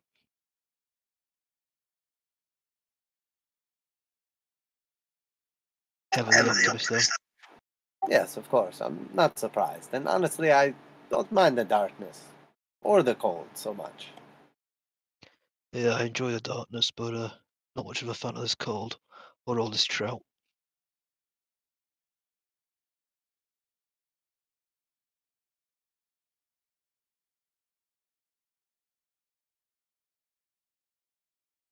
All right, so I feel like we have a decent amount of food on us. It's about a 10-hour travel.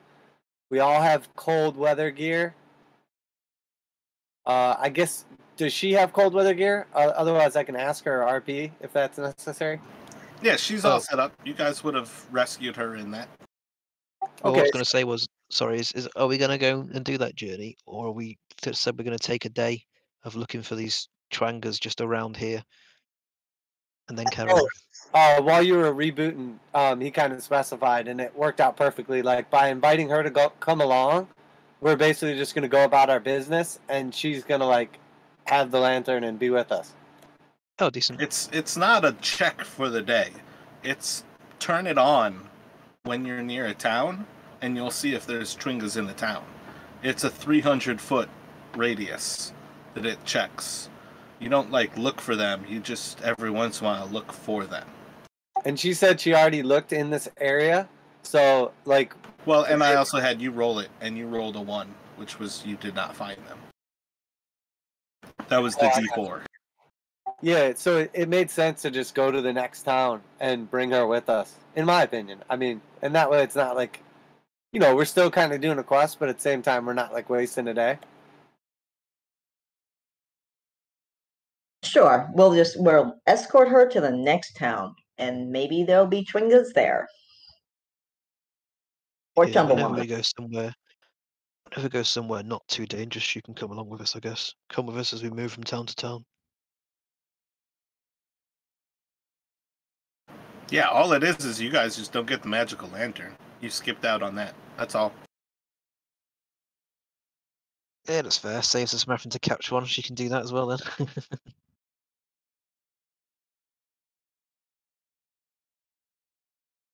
So if you all are ready to leave town, you can start to make your way along the trail to the Eastway.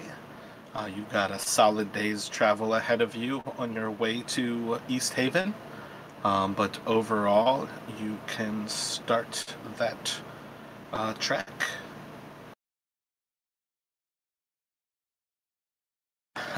We don't have our traditional survivalist, so let's go for perception from faint, and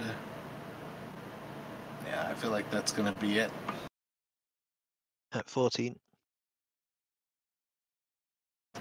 So you all can head along your way, traveling south towards the Eastway. You've got a solid day's travel ahead of you. Everything seems pretty calm and simple for a good bit of this travel. As you progress forward, quite a bit of the day passes by before about 3 or 4 hours into your day, you start to see the signs of the wind is really picking up. You go from like a solid 30-something, 35 mile an hour wind to the winds start to really roar. Just one thing I wanted to say as well. Once we're safe out of the town, I fill in Ezekiel and Paris on what happened with the Black Swords in Caer-Dineval,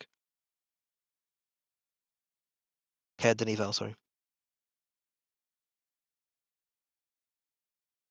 But okay, so we're howling wind. And about midday, you're in full-on blizzard conditions. You all can see about 15-20 feet in front of you. The winds are about 60 miles an hour. Simply just standing becomes difficult, and You've not yet seen any signs of the Eastway. You still have Lake Dineshire to your east, and more or less Tundra to your west. What would you all like to do?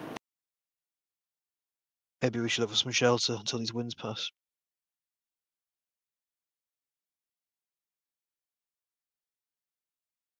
Yes, perhaps it is in our best interest so we don't get turned around. Or blown away, for that matter. And I'll look over at Paris.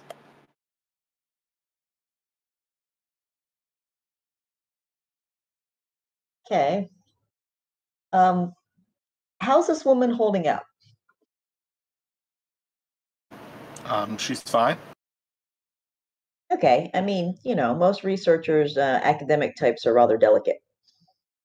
She's a wizard. She's probably delicate. You've seen her get killed by a cat before.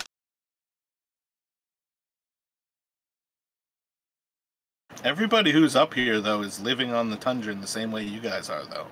It's not a good place to be, but they're alive still. Yeah, these winds howling. We're not making any progress, so we should try and find some shelter or make some. What do you think?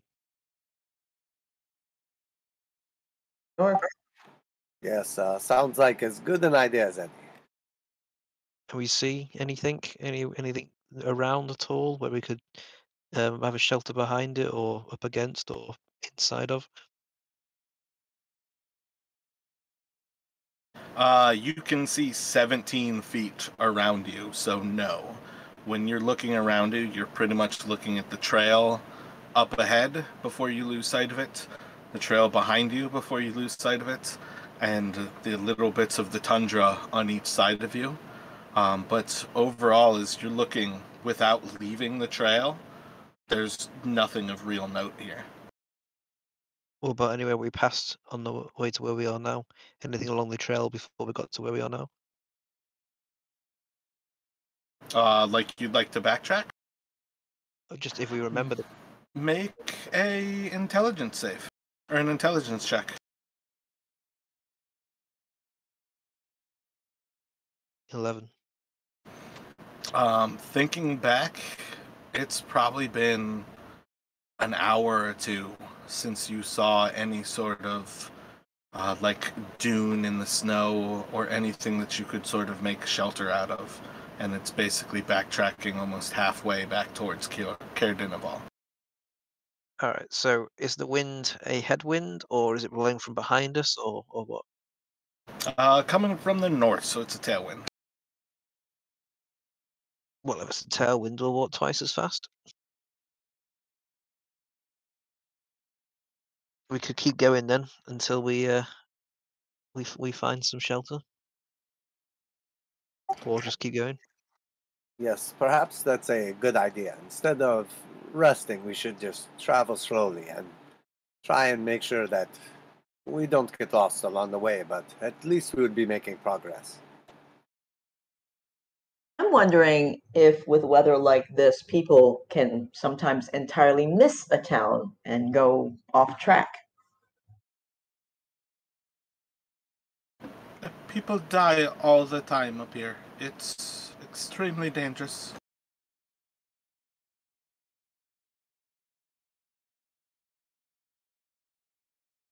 I take some of my string, by the way, and I tie it around my hood to keep it up, so the wind doesn't blow it off.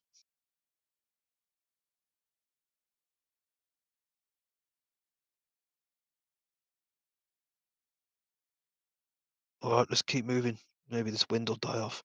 We want to get going before it changes direction as well. So you can continue to move forward, do a perception at disadvantage. All of us? Now, for now, we are leading by Josh. 14. Progressing forward, you are able to do a pretty good job keeping the road or the trail in sight and sticking to the hard-packed snow of it as well. Let's do another perception. Still disadvantage. 6 then.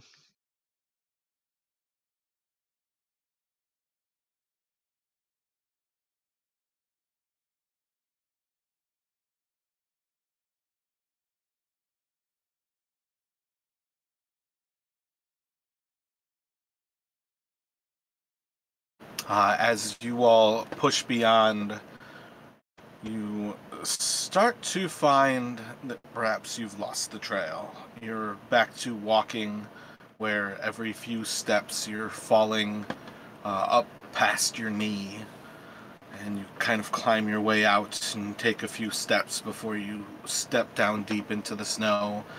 And at this point, you give into the idea that you've lost the trail to Easthaven. You know, if you keep moving to the south, you'll eventually cross the Eastway. But at this point, you feel like you've lost the trail. We might have to backtrack. What do you think?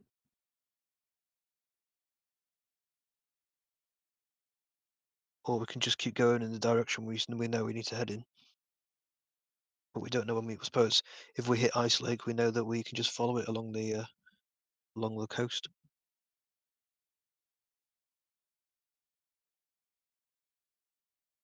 Confidence is key to survival in the wilderness. When we start second guessing ourselves is when you end up double back and get caught in the middle of nowhere and find yourself in a precarious situation.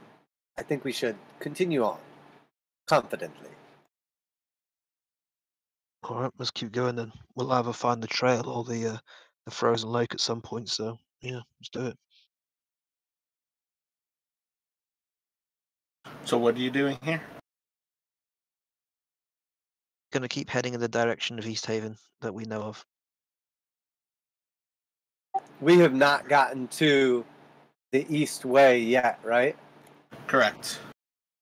Yeah, so I think we should just keep going like southwest until we cross that. Wait. Oh, I remember this map. North is Kelvin's Cairn. This is like a very canted map. North's the direction of my arrow now. Okay, well, yeah, like actual map wise, if it was correctly like angled, go south. We're not going towards the Eastway though, so we're doing this, aren't we? So initially we were following the trail like this to this join, and then from where this junction is, I think the plan was that we then followed it up this way. But since we've now lost the trail, I think what we were just talking about then is that we just sort of do this in general, or are you going to Red Run? Easthaven to is H. We're going to H. Okay, all right. So in that case, then yeah, we're somewhere along this section, then aren't we? Somewhere between the start and end of this arrow. So yeah, if we just go east, no matter where we are on the trail, at some point we'll either hit Frozen Lake or Mountain Ridge or the trail. Obviously, we don't know where we are. So if we hit Frozen Lake first, and we can then follow the coastline to Red Run, or not Red Run, sorry, it's what's it called, Easthaven, yeah, down there. My mistake. That's where I've gotten confused. Or we'll find this mountain area here, and then we can just follow that. So on the path along like this, or we'll end up finding the path again. So I think no matter what, we should, as the compass lays, head east until we find one of those 3 features.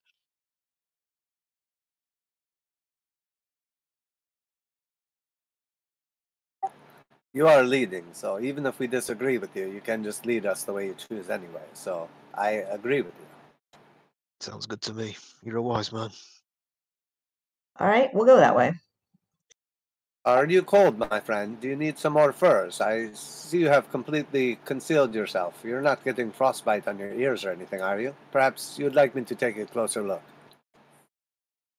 No, I'm fine. I just really don't like the cold. Doesn't do well with me, so trying to keep wrapped up warm with his hood down. I can keep the wind off my face. I just pull my hood down a bit further.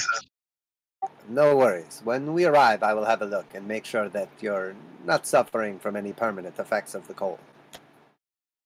I appreciate it, but I'll give you a shout if I start feeling discomfort or stop feeling anything at all.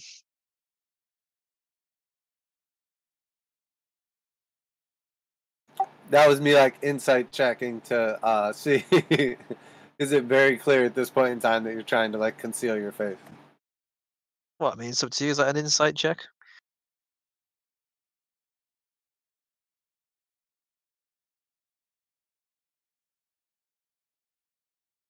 You can roll it. If you're thinking it, roll it.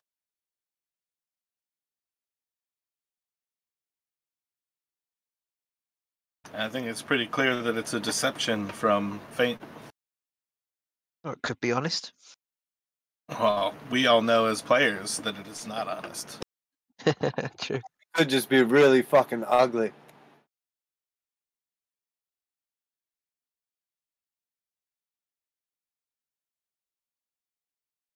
Sorry, a deception, 1 sec.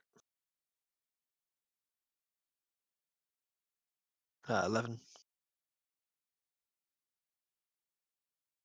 Yeah, it's pretty clear to you he is hiding his face for many reasons, and the cold is not the reason. Gotcha. Oh, I was sort of just like RPing what I kind of already knew as a player or as a person. Perhaps the least of his reasons. So this is going to be a survival check. If you guys are trusting to Feint, it's going to be survival from Feint at disadvantage. If everybody is looking to try to save your own hides, the 3 of you can roll survival. Still all disadvantaged. Yeah, I think from the discussion that we're saying, it's at this point, we're moving together, but we're all keeping our eyes out for features. So I'd say it's not so much I'm leading; it is a group-based thing. I don't know if you guys agree. Yeah, I'm just kind of afraid that we're gonna miss the lake, even though it's a giant lake. Yeah, if we're heading east, it's impossible to miss. But that's the point: is are we heading east? Because we don't have a compass or anything, do we? I'm game for whatever. I'll maybe like just say a little prayer to Oral. So either religion or survival, to sort of like guide our way. You can still do the survival at disadvantage. That's cool. I'm actually better at that, but he'll just be like, Oral, protect us as we traverse your lands and allow us to find our destination. You would know full well that praying to Oral for such things is a really great way to lose your party and find yourself isolated and dying. Because that's the type of thing that she values. Yeah, maybe to some degree. I read a little bit about her, and it sounded like she appreciates the power over the lands.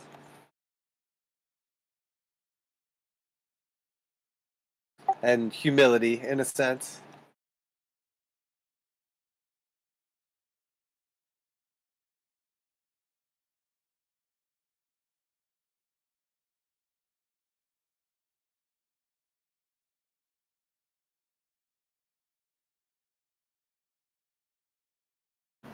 Alrighty, so as you all start to feel out the directions, Paris is going to point in this direction. Feint is going to point in another direction, about 90 degrees away from her, and Ezekiel is going to point in another direction, about 180 degrees away from Feint.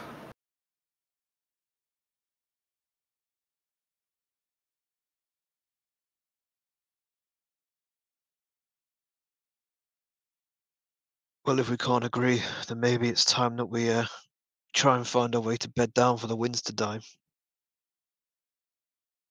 Do we see any possible shelter, even like a tree? No, you guys are in a blizzard. You can see 15 feet ahead of you. I'm getting real fucking sick of blizzards. I say we go to a beach.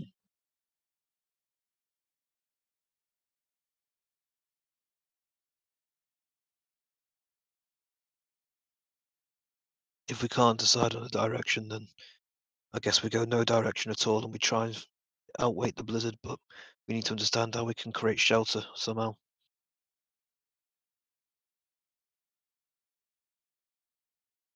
I think it is wise to keep moving. I vote that we go in the direction that the wind carries us. Alright, it's as good an idea as any. Just follow the wind. Yeah, at least that's easier to walk. So you're following Ezekiel's path? Sure. Okay. Sure.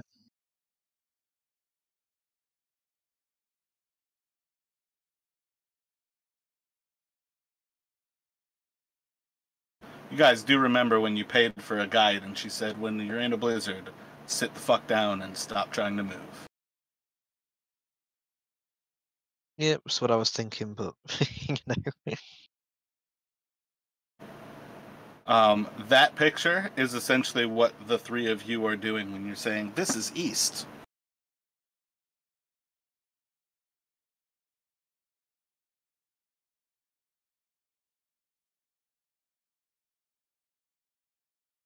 Yeah, it's just directionally. The only thing we knew is that the wind was blowing to the south, so that's something. But yeah, yeah. That was But you my guys don't plan. know that the wind is blowing to the south. That's the thing. That's still meta knowledge that it's a southerly wind. And it might have shifted. Exactly. That's why, like, the most current rolls are what decides things. So when you say Ezekiel knows the wind, you're following his path. So Ezekiel, let me get a survival from you. Disadvantage. We're so dead.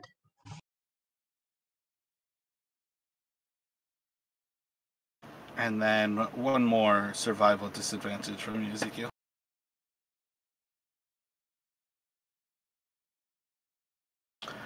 So as you all are walking, you come up to a hardpack trail at almost like a 60-degree angle to your left. So as you are walking across this trail, you'll very slowly cross it if you were to maintain the path that you were going, and have what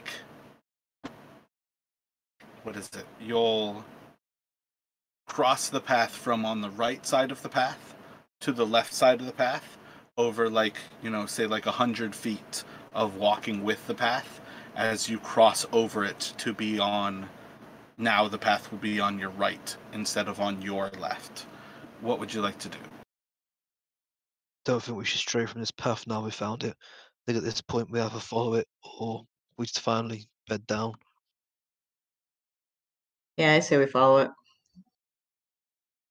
Do you want to follow it in the direction that you were going, or follow it in a opposite direction? Well, how far do you think we've come? Are we closer to the second town? You all feel pretty well walked for the day. You feel like you've put a solid distance behind you. I think we're headed back to town in this direction, to be honest with you. If the path came from our left and we've crossed it and it's to our right, then it can only possibly be the path back into, what's it called? Care thingy. Caer-Dineval. While your logic seems reasonable, perhaps we should let fate decide. And I'll pull out a gold piece and get ready to flip it in there. I turn to Danica and I say, we're actually very competent, I assure you. Yes, traveling in the blizzard makes you seem very confident. Hey, you came with. And I think it might have been a mistake. And it's always a blizzard up here. It's always freezing. And that's why the trash of the world comes here.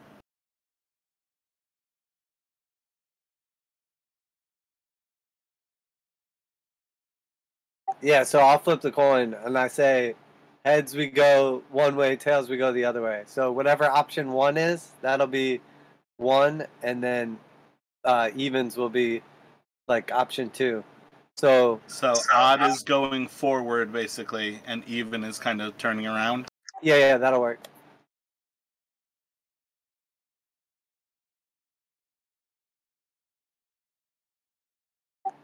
Fate has decided.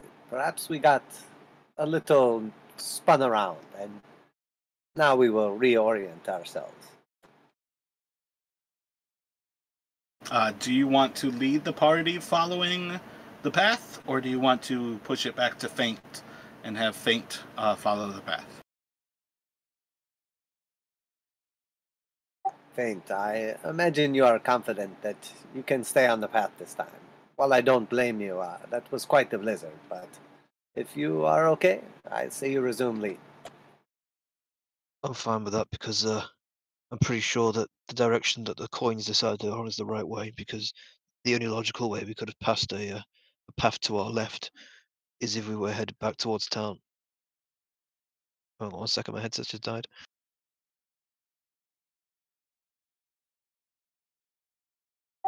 I find that in my travels, there are many proverbs about logical men finding their demise. So perhaps fortune is the better direction.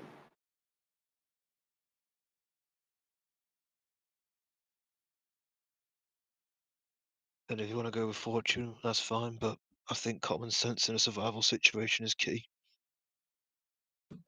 If we And had common sense, we would have stayed where it was warm. Well, we already flipped a coin, so we already went with the random. Yeah, true, but it's also the direction I was saying we should go. Fine, I'll lead the way. Let's stick on the path, and if we stray, promise me you'll bed down this time. all right. I'm going to look very carefully to see that we're on this path, which hopefully we're actually on to start with. Faint, when you are ready, do a perception for us at disadvantage.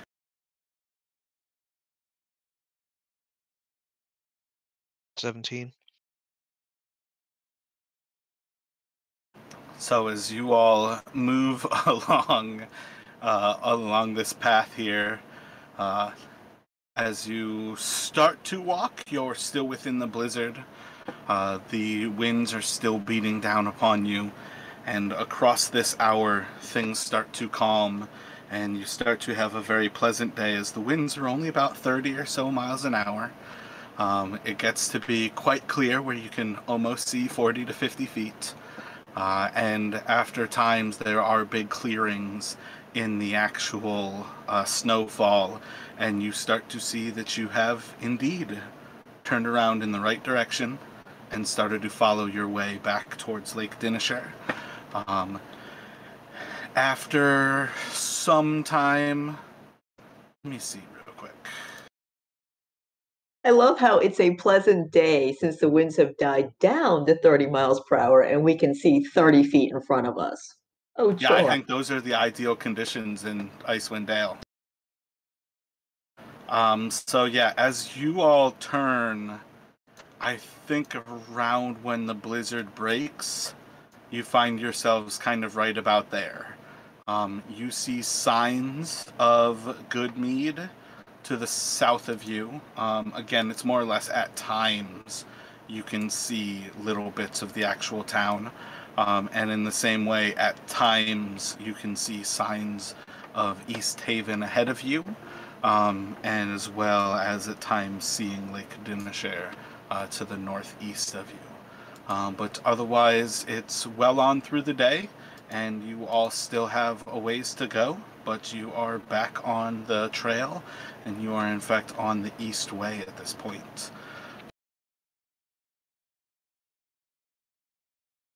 Well, is there any reason that we should break off towards Goodmead, which looks closer? Well, I mean, that would be the safe thing to do. But if we think we can make it to Easthaven before it gets too far into the night, then we could go for that too. But based on how well we've managed to get here so far, I'm not too confident there's not going to be another bloody blizzard. Seems to be one every time we step outside of a town. You said Ezekiel is a cartographer, Sarkis? Oh, damn, that's a real fuck up. Ezekiel? Like because I had a map, is that what you're saying? Oh, yeah, my bad. I was kind of assuming that at that point. You have a map, though? Yeah, I'm just assuming I have like the actual map of the area, which is just because I have an actual map of the area.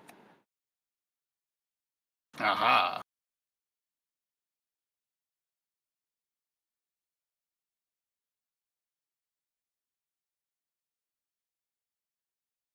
Yeah, so for what it's worth, I think you guys would know from where you are, you're probably about 2 hours from Goodmead or about 4 hours from Easthaven. Do we have a clear trail to Goodmead, or are we like bashing through the forest? I'm pretty sure Easthaven has the same type of thing where it has a trail, in the same way that Caer-Dineval has a trail.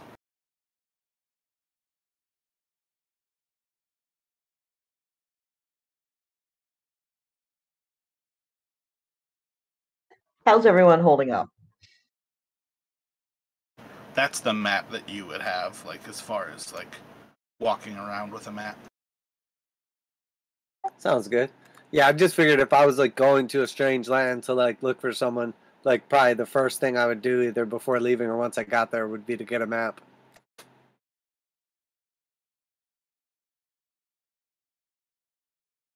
But speaking of, now that I have this map on the setting, I should just have that as the home screen. Because I fucking hate not having north as north. Yeah, it does get pretty confusing. Oh, it's so freaking absurd. I don't understand who ever would design a map and then not have north be north.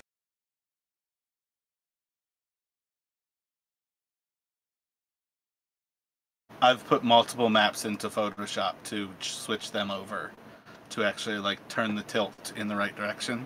This one in particular would be so freaking tall and so freaking and only tiny, like as far as the width goes, like in that diamond shape. But which way do you all want to go? Go for Goodmead? Go for Easthaven? Are we able to tell about how many hours we've got until night, and about how many hours it would take to get to Easthaven based on where we are? You could do intelligence checks. Yeah, don't leave it up to just me.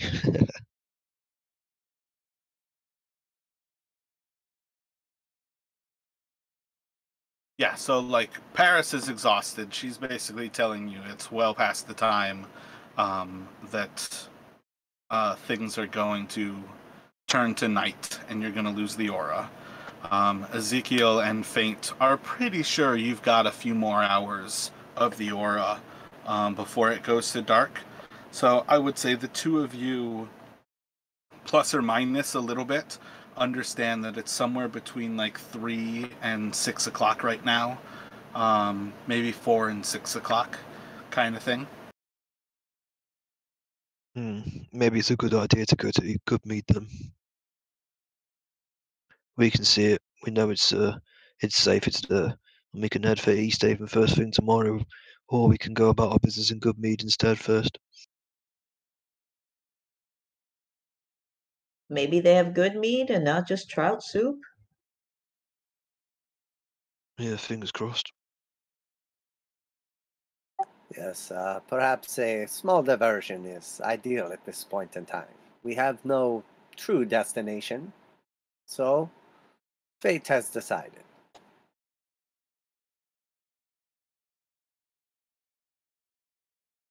So if you will do a perception for me, Faint, as you follow the trail.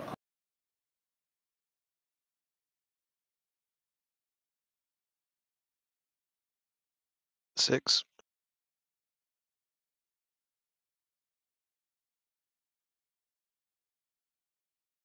So once again, you find yourself losing the trail as you try to make your way to the town. Do another perception for me. I feel like always making Josh roll anything is such a crapshoot. Oh, there we go. Finally a good roll.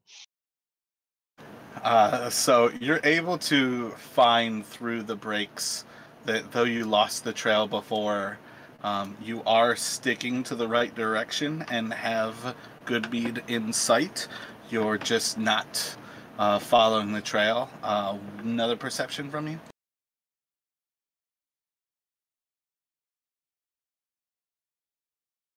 Yeah, take that. So you all come into town a little bit late, but as you all approach, you have a DM who prepared Easthaven and not Goodmead, so let me drop this map right now. Well, for ease, do we just want to say that we, just say we spend the night and then carry on to Easthaven in the morning, just to make it easier for everyone? Because I mean, that was always the plan. Obviously, just the rolls took us to this place, so I'm happy to save Goodmead for the next session and say that we head to Easthaven at first light. Well, I say first light. There's nothing really simple about the towns, though, where you actually know where you're going to stay. There's not, like, that level of ease anyways. That's one of the things that's part of the hostility of this place, I feel like gets lost, in that they don't really have simple... This is the inn. I got it.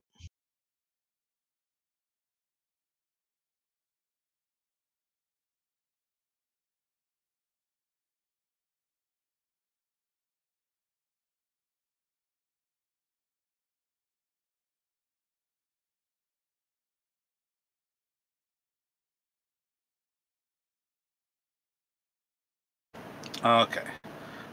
So walking into Goodmead, you all see, I think for one of the first times, you actually will see trees again as you start to come into this area. But you are more or less coming from the northeast side here. I would have hidden all of the actual tags with things in mind, but basically as you are coming into town, you're going to come up on those first few houses along the first part of the road, and as is pretty typical at this point, you just know you kind of just have to pick a door and knock on it and see if somebody answers and hope that they are friendly enough to give you some information.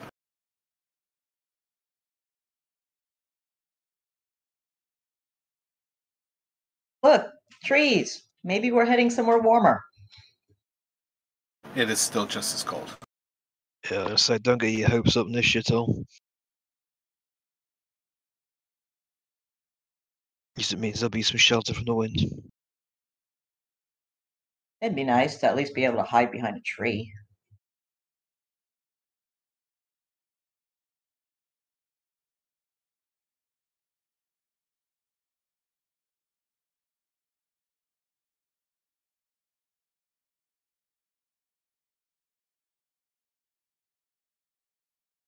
So what do y'all have in mind as you walk into Goodmead? Yeah, I think the first thing to do is to try and find out where an inn or a place to stay is. Just walking up to the first house and you're knocking on the door? Yeah, if we just see a house with some smoke coming out of the chimney, give it a knockaroo. Unless there's a sign somewhere that says, yeah, an inn.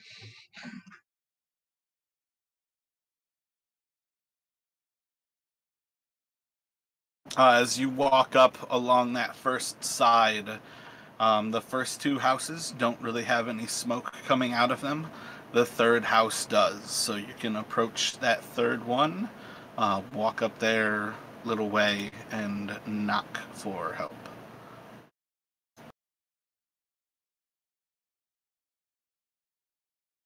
Hello?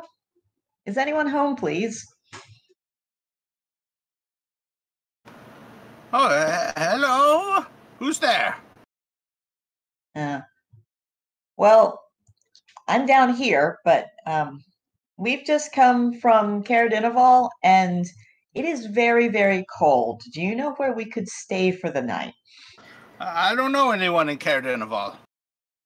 All right, well, never mind that part. Is there some sort of tavern or inn or someplace we can get a bed for the night? No rooms here. In the entire town? Is there someplace in this town? Oh yeah, the mead hall.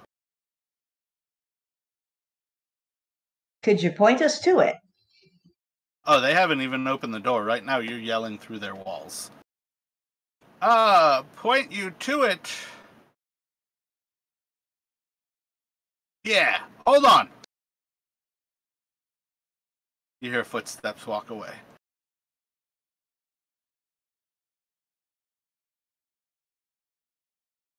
How long do you wait there? Not long. I've never wanted to kick a door down as much in my entire life. Let's just keep moving and follow the road. We know we're looking for a meadle. It's not going to be a small place, is it?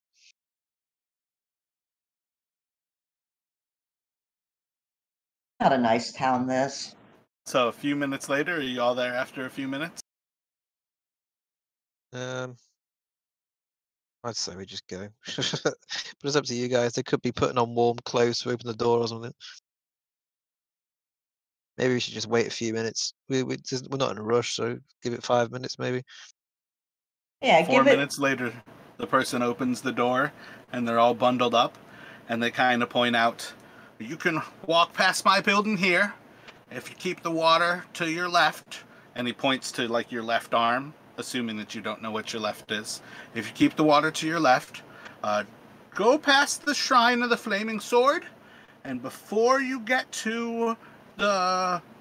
I can't think of the name of the bridge that goes out on the water with the boats on it. You're gonna look towards the big hall, and that's our mead hall. All right, so we follow the water. And then we Follow see the water on your left, and he points to your left again. Past the Shrine of the Flaming Sword. How And do we he thinks know about it's it the for a second, shrine? and he slams the door behind him.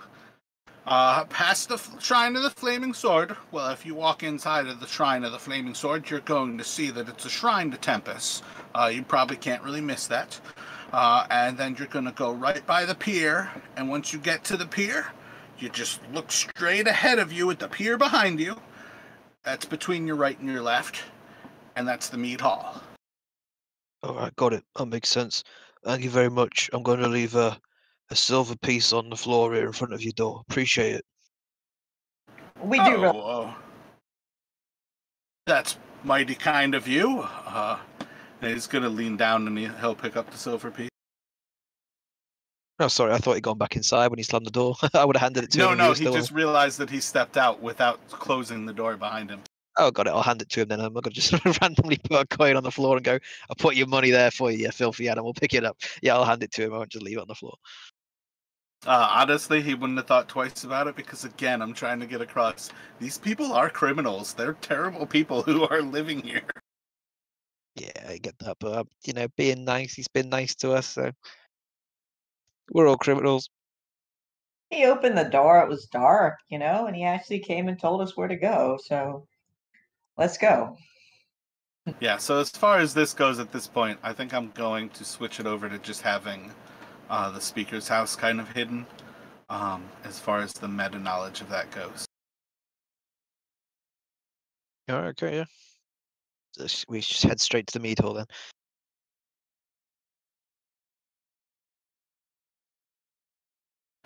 So upon going to the mead hall, it's not even like to the shrine of the Flaming Sword that you all actually start to hear the commotion coming from like the southwest of you.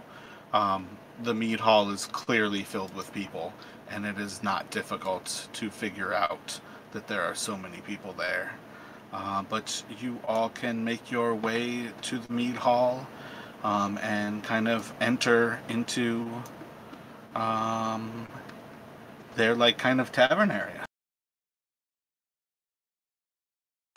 Inside, I think going through like the main entrance along that northeastern kind of side, going through double doors, you very quickly see like 4 long tables that are in 3 or 4 different parts, almost 100 feet long.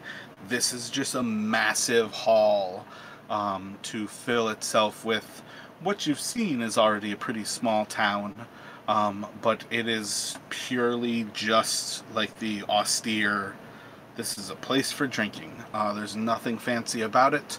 There's 2 different hearths between the 3 different breaks in the tables, and then there's like 3 tables across. So yeah, let's go for that. 9 tables inside of this mead hall, and they're all just large bench seating tables that go like the length of it, which is about like 200 feet in front of you right off the bat. Are any of those tables empty? At this point in the night, you probably see about 30, probably about 45 people here inside of the mead hall. You can find emptier spots where you could sit, but there's nowhere where you're going to have much more than like 6 to 10 feet before the first person who's already sitting somewhere. Yeah, sounds good. I'll just go and sit down somewhere where there's enough room for the 4 of us to sit. So let me have one of you roll a d4 for me, please. 2.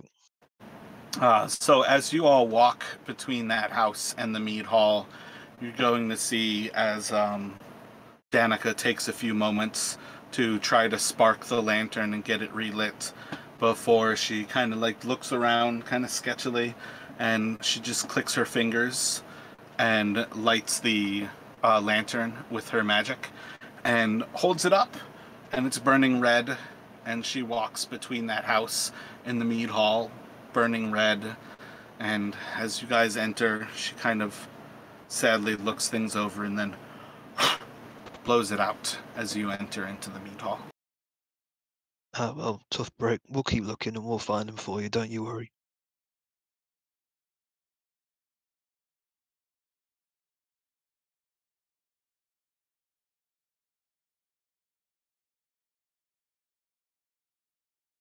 So I think as you all sit and relax inside of the tavern, depending on how much you are listening to things that are going on around you, it won't be long before you pick up that most everybody is paying attention to the far end of the hall where it connects to like the cross section to like the T side that's going kind of northwest to southeast. There is a person who's standing up against that wall, and that wall is like 3 sets of double doors. All of those doors are closed behind that person, and there seems to be a person who's kind of standing up, and pretty much everybody inside of the mead hall on some level is paying attention to what that person is saying.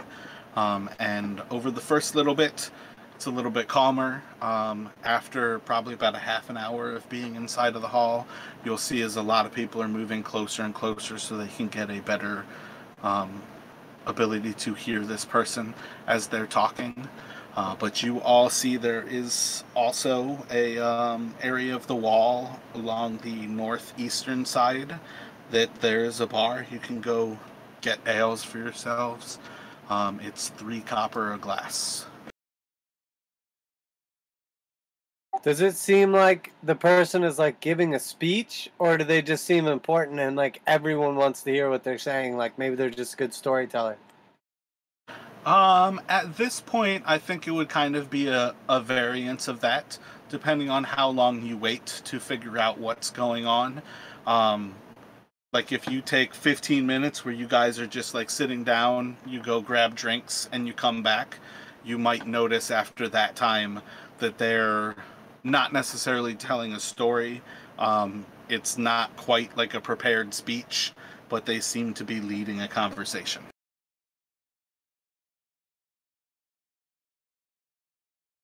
Yeah, that sounds about right. Yeah, how about I go and get us some drinks and one of you guys goes and finds out what that commotion's about. Sure. Can you get some food too?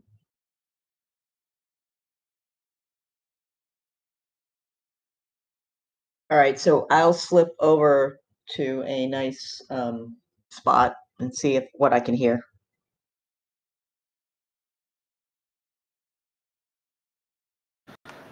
So you're just listening into the conversation? Yeah, I just want to know what they're talking about if everybody else is so interested.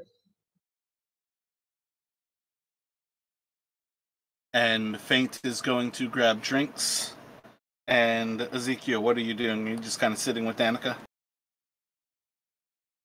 Oh yeah, that's fine. I'll just kind of hang tight and listen from a distance, maybe. So as you move closer to the situation, roll a perception for me, Paris. And then Faint, let me have you do a perception at disadvantage.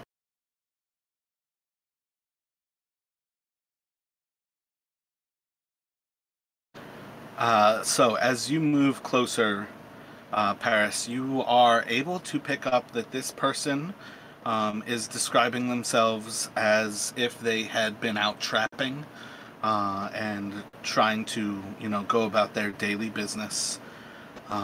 Among things that they are talking about, it seems that they found someone's body out in the woods in a horrific scene that they're really doing everything they can not to describe, but a lot of people are kind of trying to force them into describing the situation, giving them more details.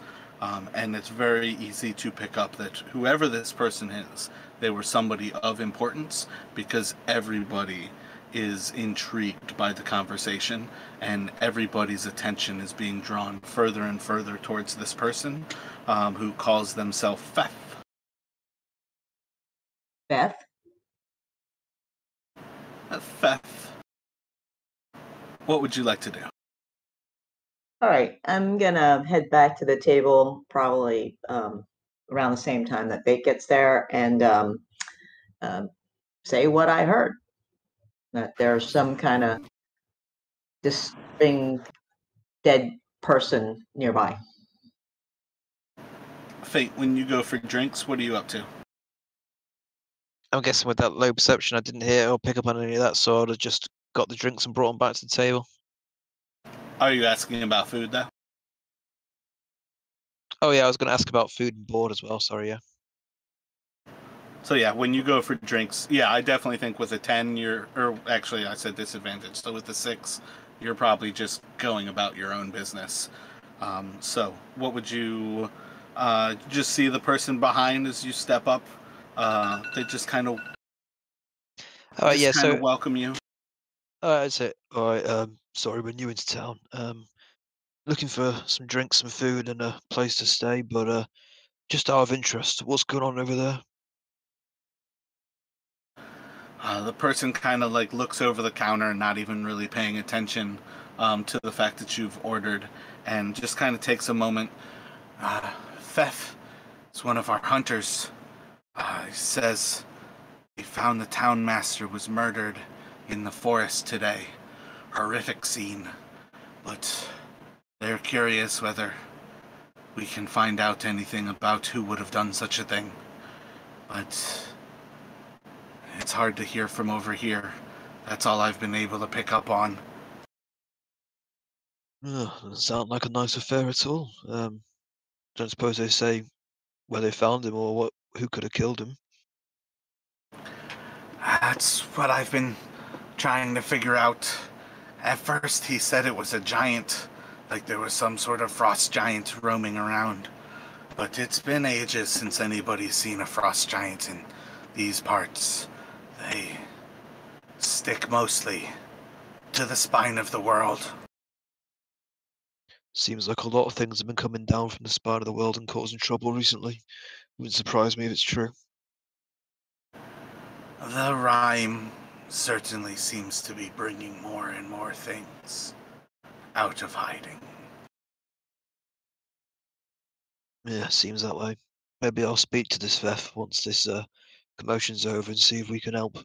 But in the meantime, yeah, some drinks and some food would be great if you don't mind. Oh, yes, drinks. We obviously have our honey mead. How many do you need?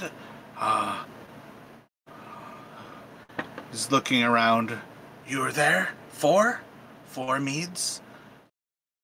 Yeah, 4 meads would be good. And if you give us some information on what food you've got so I can give my friends the opportunity to pick. We have a few different choices. We have some fresh lamb, fox that's jerkied, or we can... Kind of looks you up and down. We also have knucklehead trout. And he, like, tries to pay attention to how you react when he says that. Well, one thing's for certain, I will not be ordering the trout. Just come from Caer-Dineval and whatever it was called before that as well. Sick of trout. But I'll give my friends the options once I take the meads over, if you don't mind. You're good to make your decision. The fox is 2 silver. The lamb is 3. Very good. Sounds like you've got some good supplies from your hunter over there. It's good to know that you've not just got trout. Have you ever been to Good Mead? Nope, it's my first time here. We are quite fortunate that we, unlike many of the towns, do not depend on trout to support ourselves. What fishermen we do have, they are able to sell it to those who are more in need. But things like having a townspeople killed might be the downside of being small. Yep, very true. There's risks to everything, but seems like you've got happy people here. If you've got good place to drink, good warm place. Some of the other places we've been so far haven't been quite as habitable.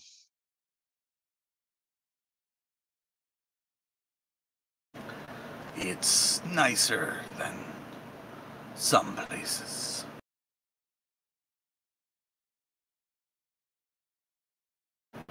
So he'll pour the meads, collect 1 silver, 2 copper from you, and just kind of lean back over as he tries again to listen in and see what he might be able to hear from Fef's speech.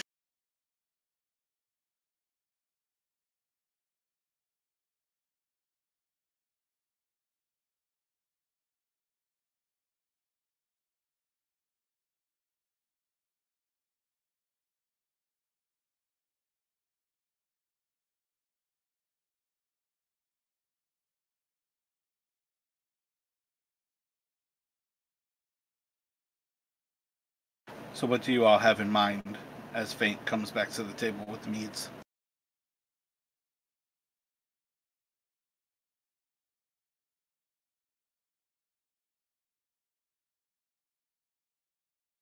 So the only details they had was that he was murdered in the woods by a frost giant, maybe?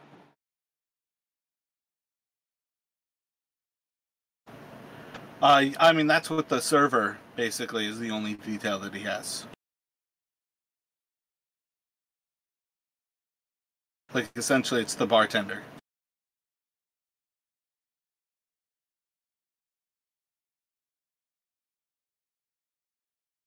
If at that point you're simply intrigued, you can also move closer, or you can start to actually ask people.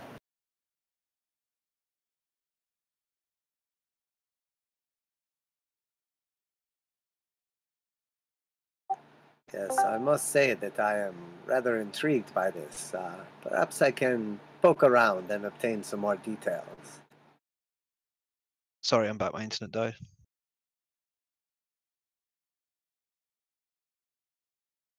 Oh, I didn't even think about the fact that you're at your family's house, your mom's house. Yeah, I moved out, didn't I? So yeah, mum's now, and the internet isn't as good here, that's for sure. How did the actual move go?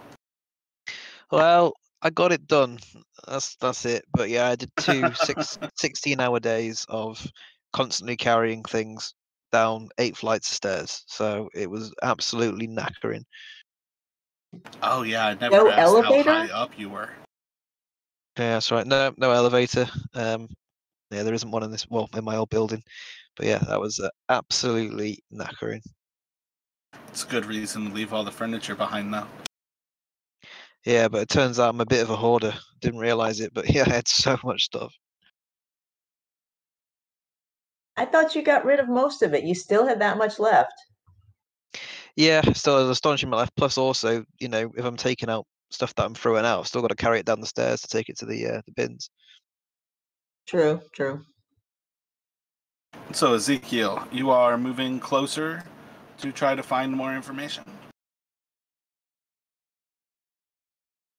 Yeah, I'll listen in or ask around a little bit.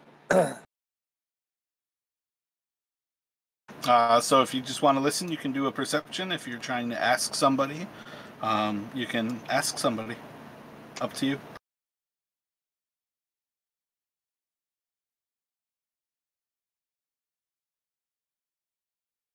I'll like listen in for a little bit and see what I can obtain, and then if there's more details that I'm looking for, maybe I'll get a little more specific. I'm just trying to find out, like, what I can. So roll a perception.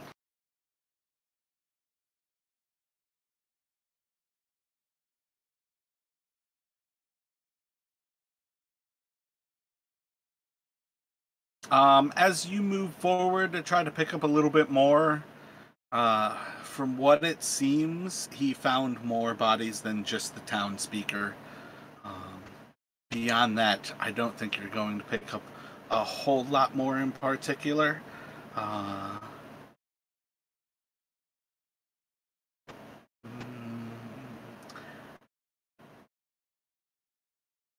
Maybe that he's inclined to say that there were 5 to 7 bodies.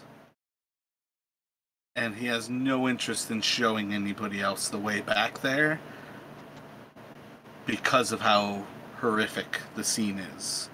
When he says 5 to 7 bodies, it's because bodies are torn to pieces. And he has no interest in revisiting that scene.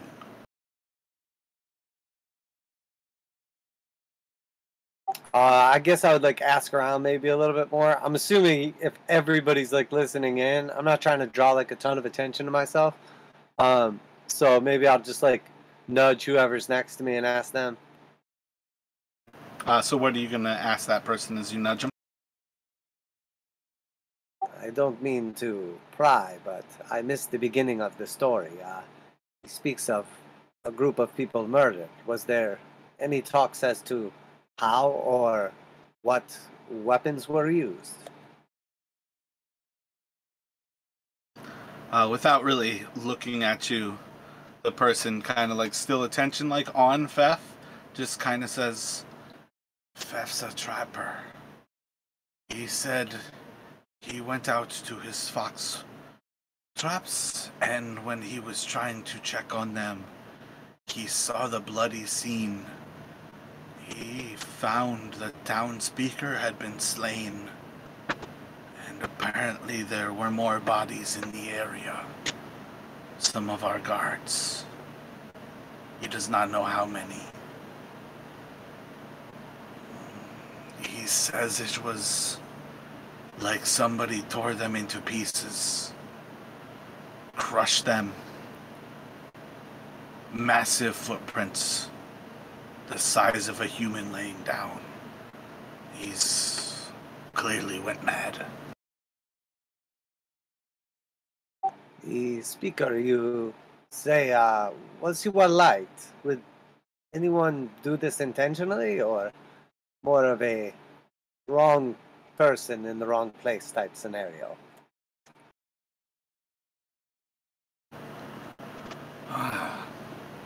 Kendrick was as well liked as any person.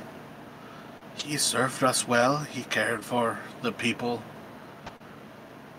It's hard to say if he had any enemies.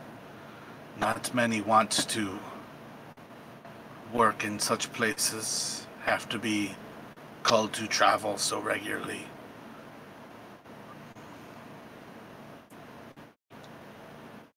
We are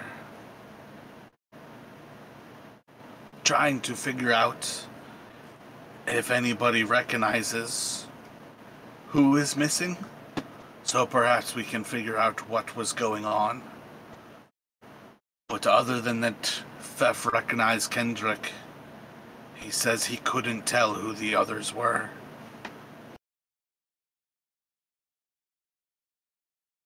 So, like, around this time, the conversation is moving towards that area where they're trying to actually put a call out for everybody in good need to come to the hall, so they can actually start to figure out who the missing people might be.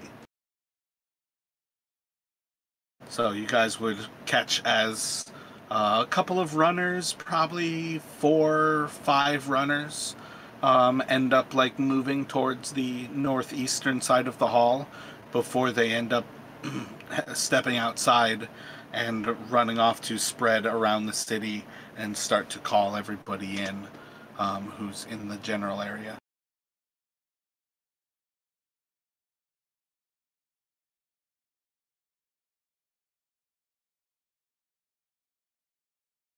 I'll just go back over to the table and kind of tell them what I heard. Sounds like maybe a wrong place, right time type situation, but they were unable to distinguish any type of murder weapons. If they said maybe a serial crusher, like some huge freaking guy, killed them. Oh yeah, if they're in loads Some of pieces. huge freaking guy.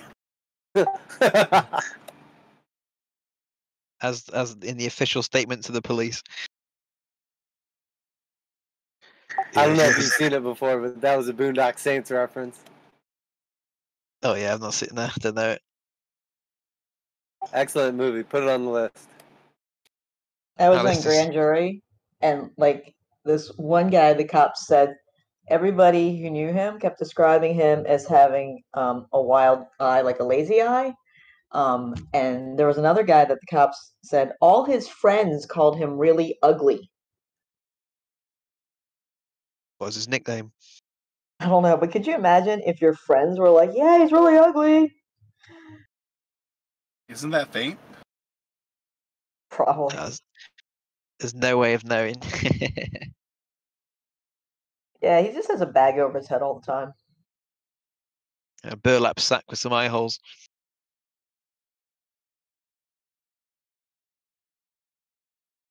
So what I think is that if they were torn to pieces and there's some giant footprints as he describes them, doesn't sound like it was a murder to me. Sounds like something came down from the spine of the world, like we've seen a few times before, and did this. I mean, it would make sense if this endless night's on all the time and it's cold and it's not a nice place. They're looking for food. They're going to be coming down, aren't they? So it makes sense to me. Doesn't sound targeted at all.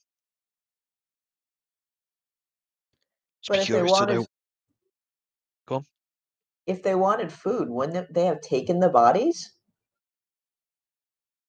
Maybe it did take some of it. Maybe it did eat them. Eat parts of them anyway. Said the bodies were mangled, torn to pieces, and it was difficult to even ascertain how many, let alone who. So perhaps they were just murdered, perhaps they were fed upon as well. Maybe they had mounts or steeds that were taken for nourishment. But the truth is, in these parts, I suspect it could have been a beast of legend, perhaps a giant, or even yetis. They spoke of a footprint the size of a man. Well, whatever it is, I think that when we get the right opportunity, we should speak to this Fef, but I don't think we're going to get close to him now, and he seems busy with trying to identify who's missing, so who the bodies could be. Agreed, and we don't need to draw any additional attention to ourselves. While we're not looking to lay low, we're also not looking for any unwanted attention. But perhaps we can stay for a day and see if we can find anything else out or be of use here. We'll also give the... Oh, do we know... Did the little one have a chance to, like, do her thing? Or does that, like, take a certain amount of time while you're in a city? Danica? Yeah, I know you, like, kind of did a roll or whatever. Did she have a chance? Or, like, will we have to, like, go, like, to the outskirts for a little while to look? Oh no, that's what Faint rolled, that D4. Oh, okay. So we don't have to like actually dedicate time to it though. No, that's like the tiniest of quests. It's purely like, hey, while I have to send you around to all 10 towns, here's something else that you can do that is potentially worth your time. Sounds good.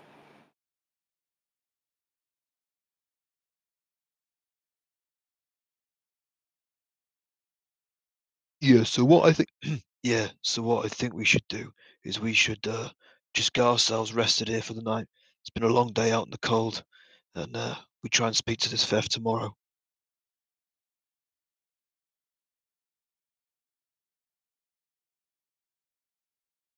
Yes, I don't think that's a bad idea. Be nice to enjoy a couple ales and relax. It's good to find that there is still something to do in this area. I was beginning to wonder after that last town.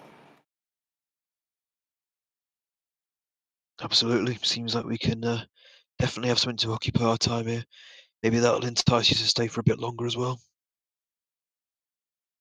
Yes, I could probably stay for one more day.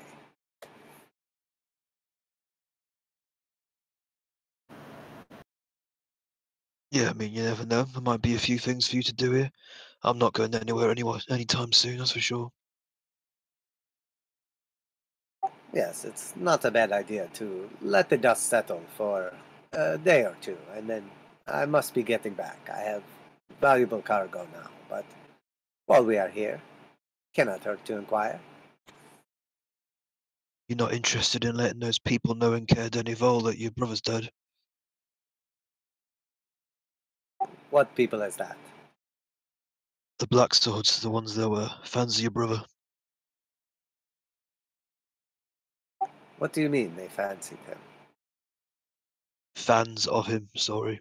It's my deep, gruff, manly voice. No, that's what I mean. What do you mean they were fans of him? Oh, right, well, they invited us in to go and visit them as soon as we arrived. And we got in there and it was all weird. But the main point, though, you were saying was that they'll be coming for us because they're looking for your brother, and they've probably given up our location. So my point is if we told them that your brother's dead, it might mean that they don't come looking anymore, which means no one will be after us. These people that you speak of, they knew him. They recognized my brother. Yeah, that's right. We covered this the other day, you and me. Yeah, once we got to that town, we went to the care. They they were expecting him almost, invited us in, and we stayed the night and we spoke to him. And then that freaky shit happened where that guy turned into a block of ice when he died. And then there was a whole thing of the black swords where they had the pendant of swords made out of that same black stuff that we found. It's all very weird. Yes, I'm sorry. I must have missed some of your details. That's rather alarming. He came to this place to not be recognized. I am not sure how they would have known him. And you say they were fans of him. You must be speaking of his book, but the book is the reason he was wanted, the reason he was hunted.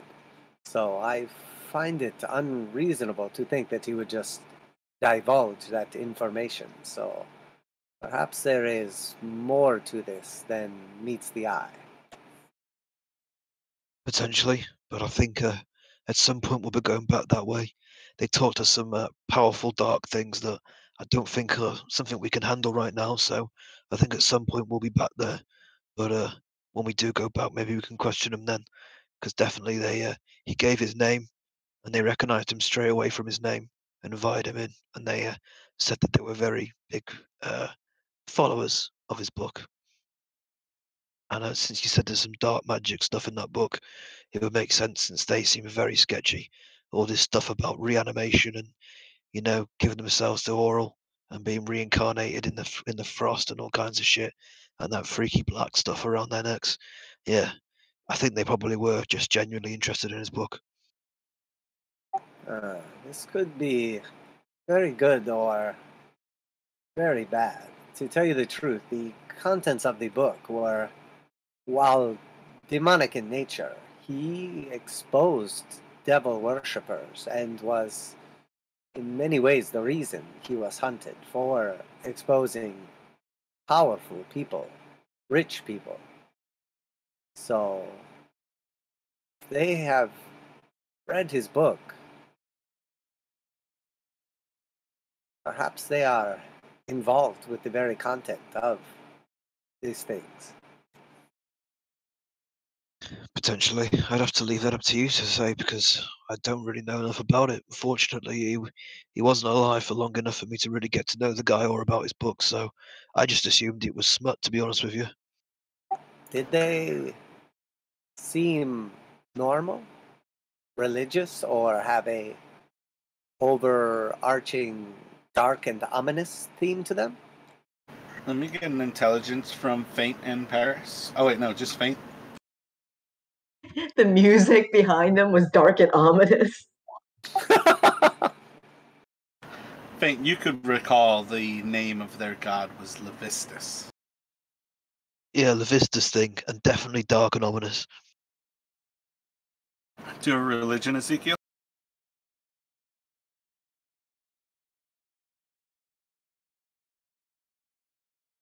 Like every time that one of them would walk in the room, you'd hear this organ going, "Rah, da, da, da," and it'd be like really spooky and stuff. Dun dun dun. You would know Levistus is one of the archdevils of Stygia, or rather one of the archdevils of the Nine Hells, and rules over Stygia. Frozen inside of an iceberg, he has, in the past, he betrayed Asmodeus and has been imprisoned there. So the description of people freezing into ice makes sense with him. The description that he serves people or brings people back to life who have died in the Tundra makes sense with him. But I think it's the 5th level of hell that is Stygia, where he rules over all of the other devils. That's right. His name was Heffel, and if anything, he was expecting Eli. His right leg was a pale leg, which I thought was a bit strange. They all had them sword-shaped black helmets around their necks, and when he died, he turned into a block of ice. He claimed that Levistus was everyone in the town was a servant of his, and they called themselves the Black Sword, those who religiously followed him. And Asmodeus seemed to be the cause of something very dark around there. And they had some kind of plan about releasing a dragon called Chardalin, I think it was. It was a metallic ice dragon, and the plan was to destroy the 10 towns in the future. And it was something to do with building a weapon using the heart of a red dragon, and his fortress is in the spine of the world. And that was me taking notes. Alright, well, roll in another intelligence for me.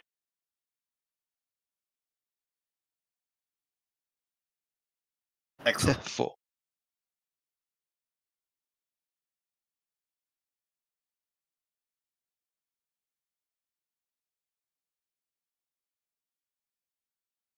So, if he was trying to get away from all that shit with his book, then to come to a town and straight away have somebody expecting him seems a bit like, maybe an arrangement had been made, and that's why he came here.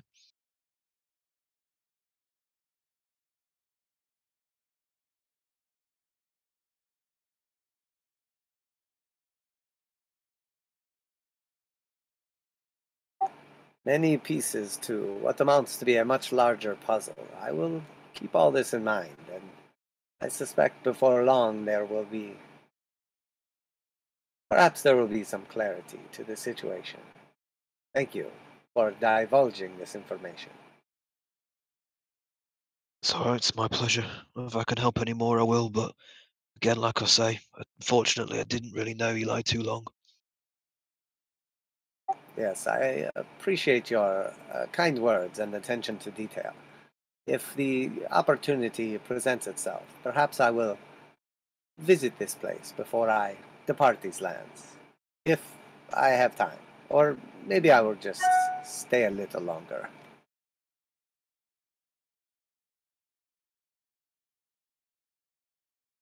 Well, I'll be happy to have you around. You're competent and you seem like a nice bloke, so that's fine by me. Us men have got to stick together, eh? Competent? I have been called worse. And I'll hold my drink up for a toast. Yeah, I'll toast with him. And I'll like toast the the other two as well, and specifically say best friends, the three best friends that anybody could have. Nice.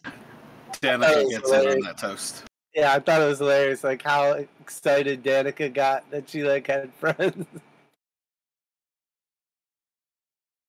You're all good Yeah, for the me Arcane because Academy is like, hey, how quickly can you stab everybody else that you know in the back? seems like a nice place. Sounds like somewhere I work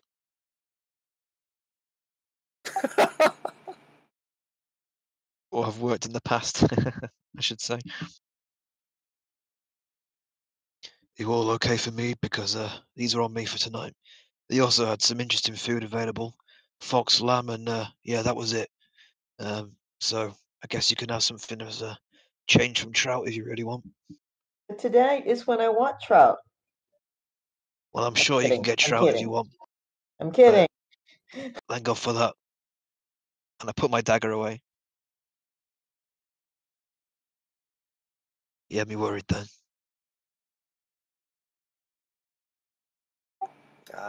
It'll be Dinner, good not to have to eat fish.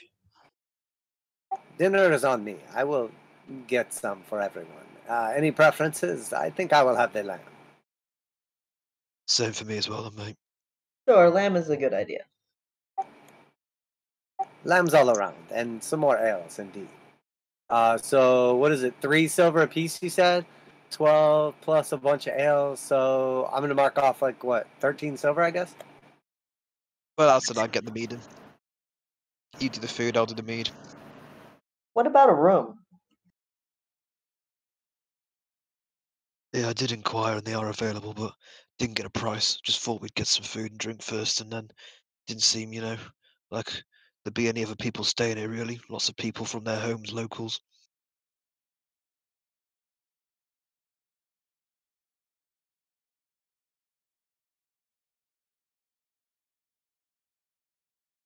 Yeah, so like if you go back up to get the food, it's 12 silver for the lambs, and then it is another 12 copper for the ales.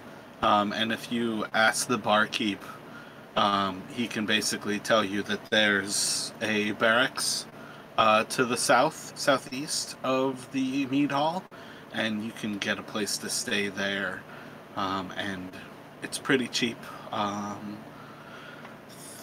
4 copper a bed.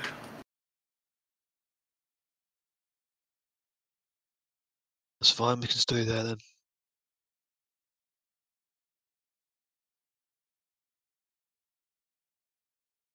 I mean, I doubt they've got private rooms though, unfortunately. I would like one of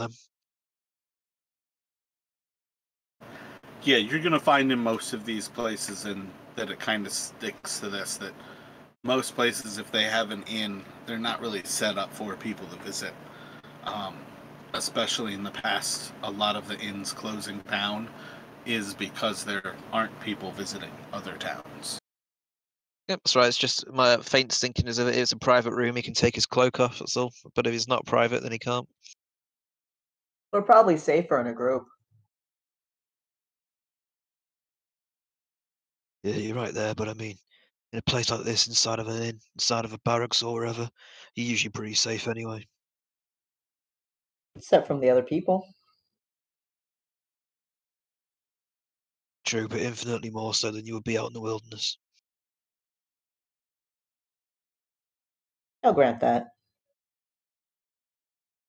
So, as you all are having your conversations here, and end up ordering another round of drinks and your food, in the time that it takes for you to get your food, you see that the town has more or less come together, bringing everybody inside of the mead hall.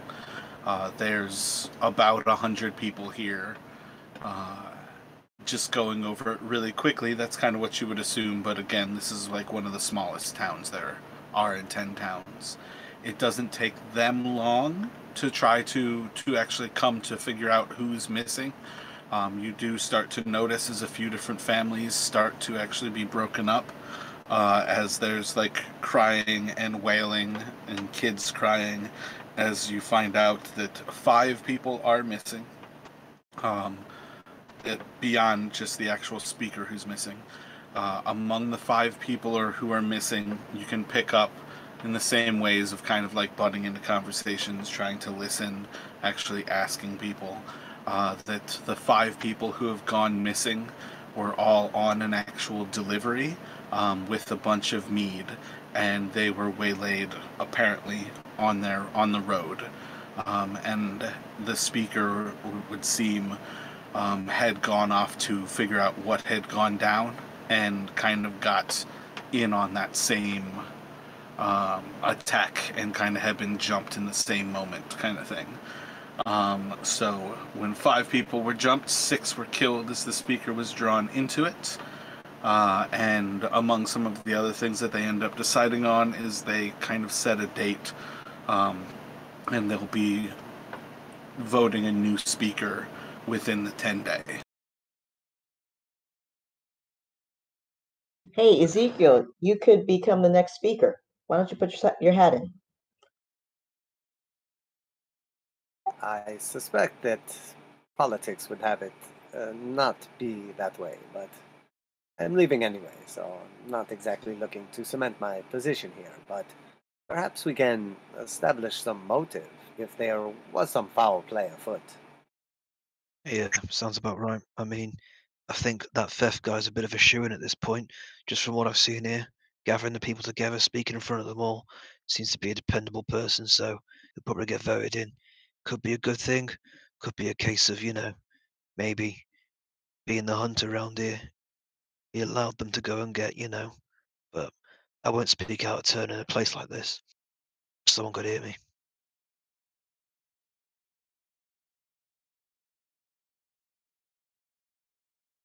Fef is not one of the people who put themselves forward as the speaker.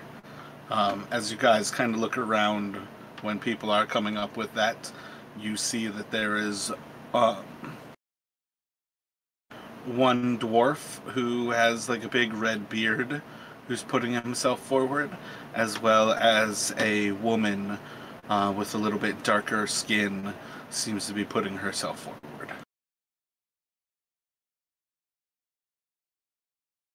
Seems rather unlikely that one would go from a hunter to a politician. I suspect that one is exponentially more valuable than the other because it feeds the town, as where politicians feed only their egos and their wallets. True, and it's either side of the same coin, isn't it? Could be a case of it's just genuine, it's a tragedy, and these are good people looking to put themselves forward to replace him, or alternatively, one of these people here could have somehow had a hand in arranging this event. But we have heard already from previous towns that the road for delivery of meat is very treacherous, hence why myself and Eli and Karis a bit too, we came up with a excellent solution to their problem regarding boats with skis on them across the frozen lake. But that's just a topic for another time. I am rather curious. I know that the creatures of these lands can be larger and more dangerous than most places, but it has been long since I have heard stories of giants. Is that the type of thing that like we would have thought was like peculiar, or does it seem reasonable that there was a giant? Especially going closer to the spine of the world, I don't think giants would be as obscure. But you can do a history check, whether you were told, like, essentially, like, myths, fairy tales, and things like that about giants.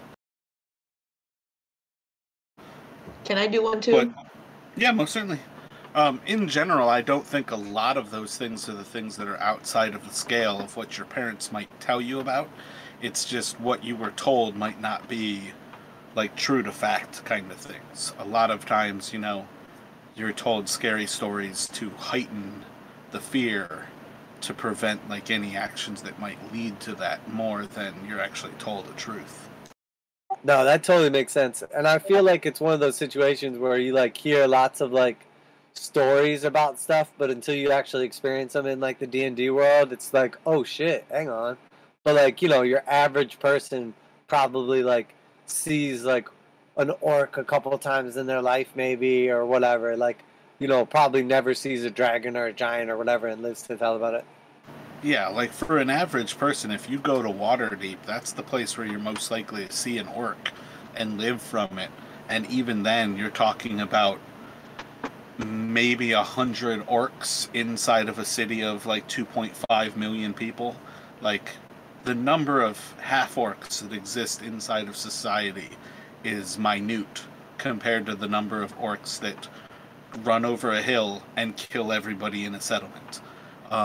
And it's the same thing with giants in that you're probably never going to see a giant. And the people who do are adventurers who most people hear their stories and they're like, yeah, yep, you killed somebody who's 40 feet tall. Uh-huh, yep.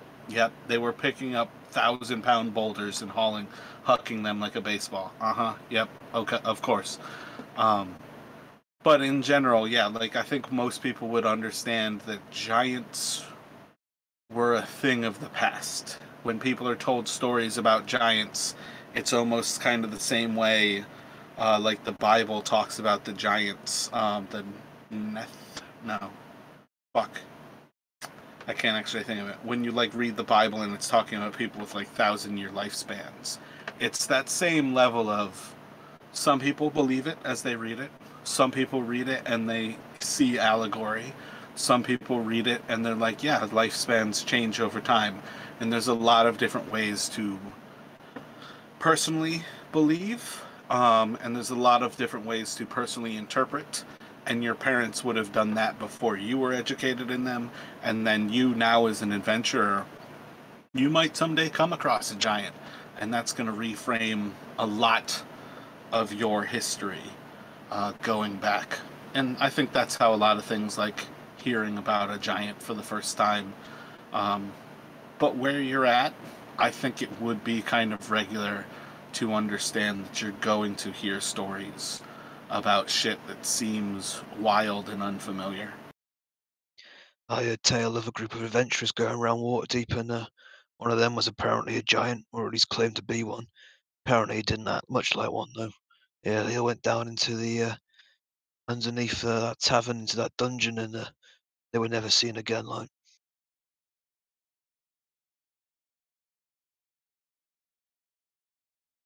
There are many stories from Waterdeep. That is where I hail from. Originally. really? That's where I'm from too. Whereabouts? Really. I can't remember which district it is, but some rich area in Waterdeep. That's all right for some. I might have been around your area on business a few times in the past. Snicker, snicker. Yes, perhaps indeed. Let me see your face. Perhaps I will recognize you. It's people around here, my criminal past, don't really want to show my face, just in case of someone I've robbed from in the past or worked with, Ah, yes, that makes perfect sense. Later on, when we get our room, I'll have a look. Yeah, or alternatively, could not, just in case. Yes, I'm sure that basically anyone that comes to this land is here for one reason or the other. Either looking for someone or someone is looking for them. Yeah, I mean, you could say that. That's it. That's the reason. Yep, that's why. Danica very casually just repeats the saying to herself. Everybody has a reason to be in Icewind Dale. They Yep, like exactly. trout. What's your reason for being here, Paris? I like trout. I mean, at this point, I believe that could actually be a valid reason. So what, you just decided you'd get on a boat to this hellhole to eat subpar fish? Sure, you could get fish where you came from. Not this level. Well, why couldn't you go to somewhere along the Sword Coast or something? One of the fishing towns or cities or villages or something. I mean, water deep are plenty of fish. I have a friend who's actually doing research on the fish up here, and one of the things that's amazing about the knucklehead trout is how much their fats that they have, how healthy they are for your body. The knucklehead trout is one of the few fish that you can live off of just eating knucklehead trout. It's quite fantastic. Yeah, but it's still fucking fish, though, isn't it? Can't stand it. If you burn it and turn it into a crunchy jerky, you can grind it up and put it into your water, and you can drink it. I literally could not think of anything That I'd is rather be like. disgusting. That's such a wonderful thought, to just have like a blackish pink, soupy, like gelatin like drink that it's just fish flavored. I mean, Wait. Out of character though, Josh, didn't you say at one point you were you had some sort of protein drink thing that you were buying? Oh yeah, Huel or whatever it was. Yeah, Fuel or Huel or something. Yeah. That's basically an all-in-one drink of powder that was it was oat based, but yeah, it was supposed to be you can survive purely on it. But I ended up having that, but then also still eating regular meals, so I actually put on weight while I was having it. Did you ever see any or know anybody who bought Soylent Green? I No, got but a that's friend. basically what it was. I'm pretty sure it was just a rebrand of Soylent. Yeah, that He was one of the invited us most. over and we go to his house and like apparently food was not included in the deal. It was just like come over, hang out. And I look in his refrigerator and it was the first time I'd ever seen anything called Soylent. I'm like, oh my gosh, okay. And he had a bunch of paper menus, but apparently that's what he has. Do you know the reference to Soylent Green, Jamie? Because if somebody invited me over and they offered me Soylent Green, I would fucking leave really He fast. didn't offer us any, is the point. No, it's some kind of Soylent Green as people, but I don't actually know exactly more than that. Well, what I don't get is why would you name your product Soylent when it is a food replacement substance, knowing full well the cultural reference you're making is to Soylent Green? I just literally don't understand that. It's like making a car and then calling it, Car Bomb or the Unsafety-Matic 5000. It's definitely going for the like all publicity is good publicity, but yeah, when I saw that one, that was one of the ones where I was like, you're marketing this to gamers, hoping that there's like the subtle reference in the back of your head, but not enough for them to know the actual reference. That seems crazy. My buddy bought it. Oh, it got big for like a year or two, probably around when you were on Huel. But it's definitely one of those things where everything about the idea of having an all-in-one powder is like dystopia. Like when you have like the Matrix and they're talking about all their different soupy substances they're having. It's like, how can you even remember what chicken is? Maybe this does taste like chicken. And that's supposed to be how you know you're in a dystopia, is that you're eating an all-in-one nutrition soup.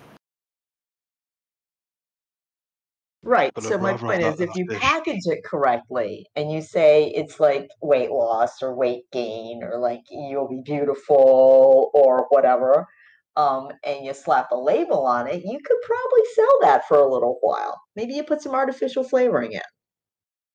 Yeah, well, the only reason why I got it was convenience because I wasn't eating like at all until like 7 p.m. every day because I was just so busy in work.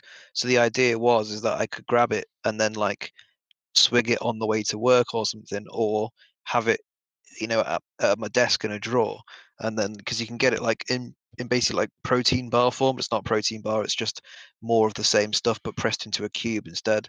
And that the idea is that I could effectively still have nutrition but without taking any time at all to stop to eat. I could, have it whilst driving or have it whilst walking between meetings and stuff.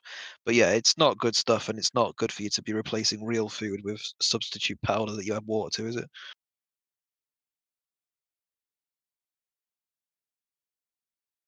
So, getting back to things here, as you all are sitting around the table, It's not long before you see that Fef is essentially trying to leave the place.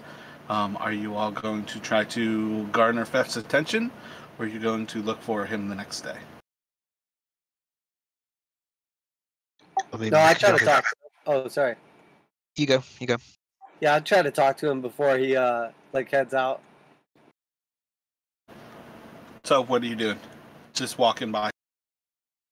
Yeah, once he's like not like a million people crowding around him and it kind of like dulls down a little bit, I'll just like go over to him and my friend, I could not help but overhear the stories you tell of the speaker's brutal murder.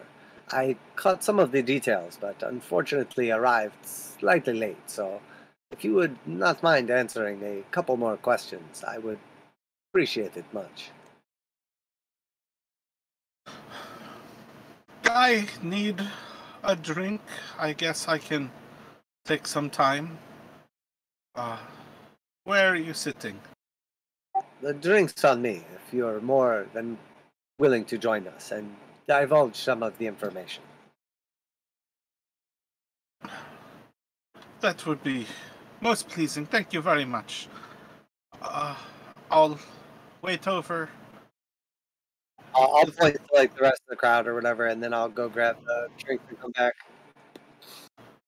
And he'll just kind of sit down with the others as Ezekiel steps away, and he kind of like looks over.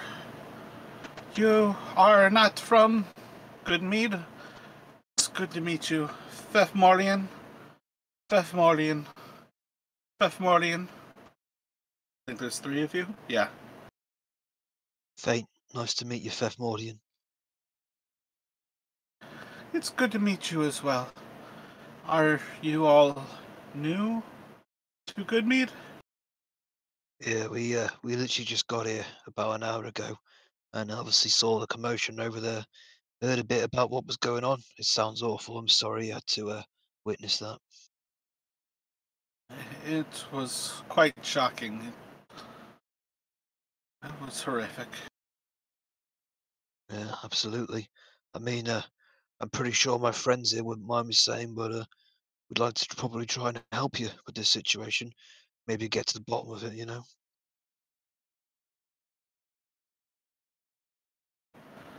I don't know how much we can figure out what happened, but I know there is some worry also about the actual mead. If we lose such things, it is a big loss. But the 6 of them are gone regardless. If we have a new threat local, it's something to worry about, no doubt. Well, I mean, sounds to me like the roads are pretty treacherous between here and, you know, the other 10 towns. Uh, have you ever thought about moving on the ice? I'm moving on the ice? What do you mean? Well, I mean, you can either walk on it and drag a sled behind you with your mead on it, or you've got them boats. Why not? And I sit up a bit more straight in my chair as I'm about to be proud of the idea. How about, you put skis on the boats and the sails with the wind, and you can glide across the ice and carry loads of stuff with you. And that way you're moving fast, you won't get attacked, and it will work, right?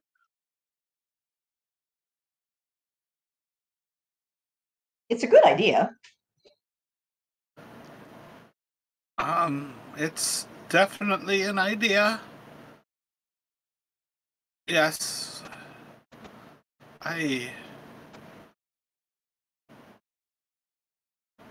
I'm gonna keep hunting foxes and things like that, but if you can create a ski with sails, great. And I'll stick his thumb up to you. I put my thumb back up to him. Yeah, well, maybe I'll tell the townspeople or maybe people that are actually involved in the process of it. But yeah, in The the town meantime, speaker is dead, though, so well, yeah, but you're in the process of choosing a new one, right? yeah, they'll be voting in a 10-day. Is there a period of mourning before it, or is that time to campaign? Well, as I understand, neither is especially keen. Uh, from what I've picked up, Why would they not be keen? I'm looking for the notes where their names are so I can say them correctly here, as I often also cough.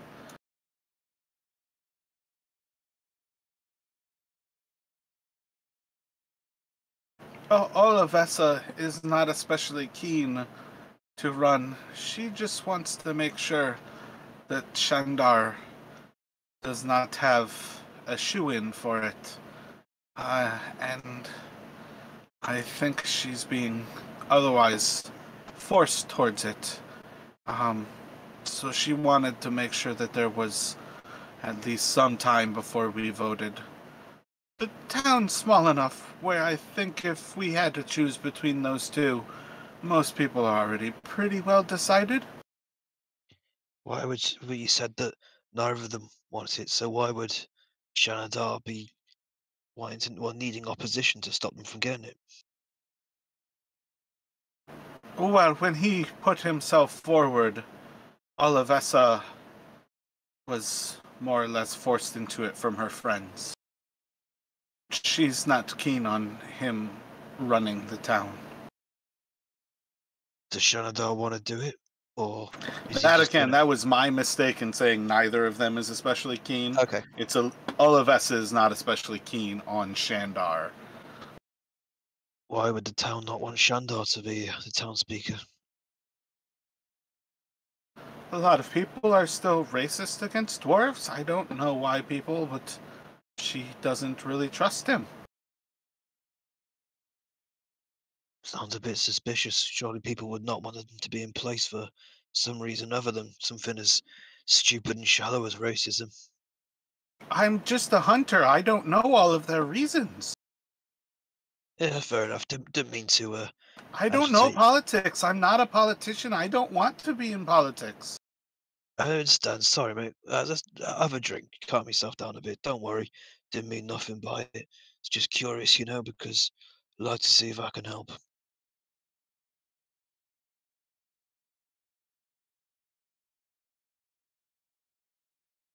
I am curious myself, friend.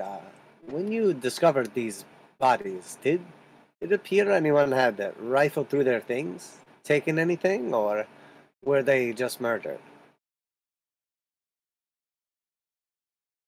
I don't know if you can call it just murdered.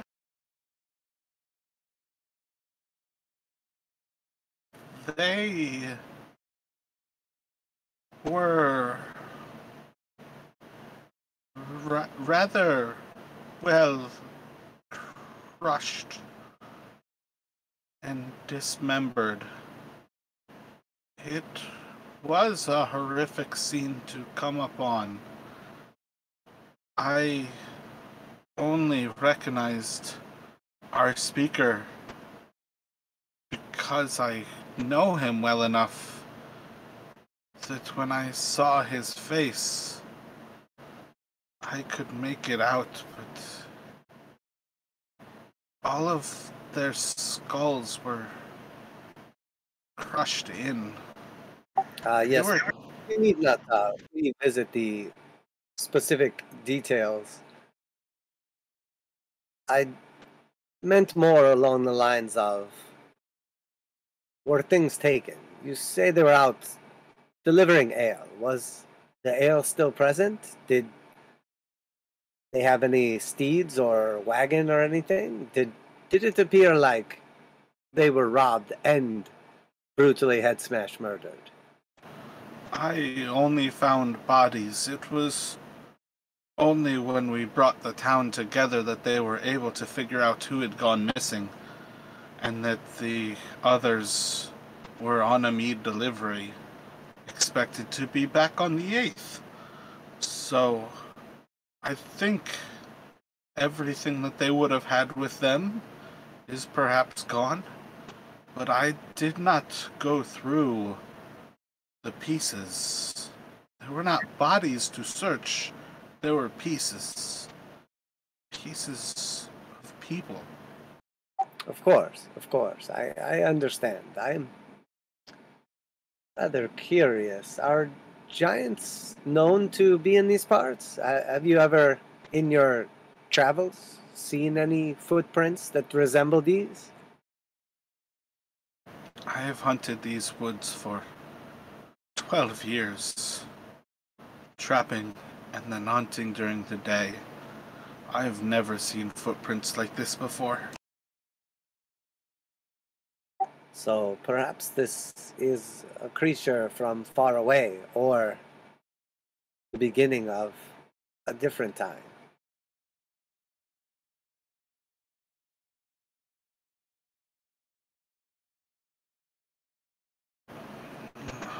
Oral has brought many things to us. And among our isolation here,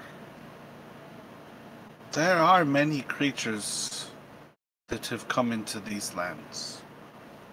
This is a new time, and we have to find a new way to live.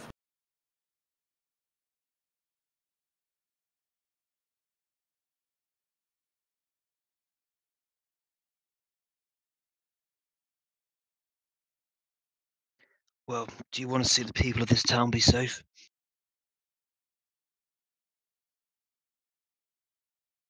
Everybody wishes to be safe.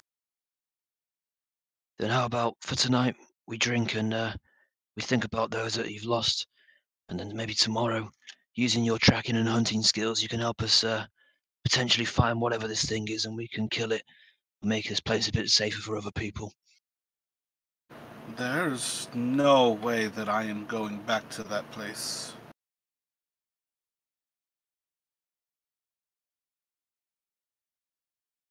All right.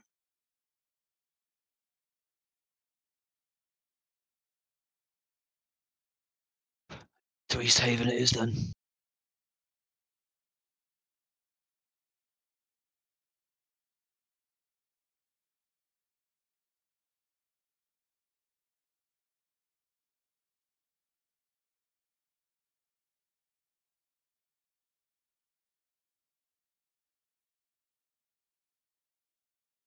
Yeah, I mean, I'm game. Realistically, this was more just like a stop off than anything. So Right. Just in between the 2 days of blizzard. There's always a blizzard. That's Yeah, I what was I'm, gonna say, you say that as if there's not a blizzard tomorrow. no, I'm saying that meaning that, whatever day we set out, it's going to be a blizzard. And whatever direction we go, it's going to be a blizzard. And it really doesn't much matter. It's going to be a blizzard.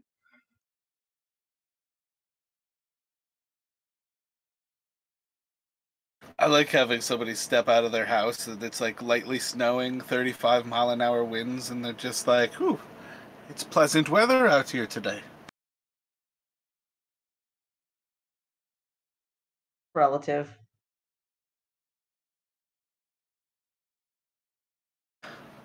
Yeah, so overall, if you all are ready to sleep and you intend to still move on towards Easthaven, Easthaven, we can kind of have that go.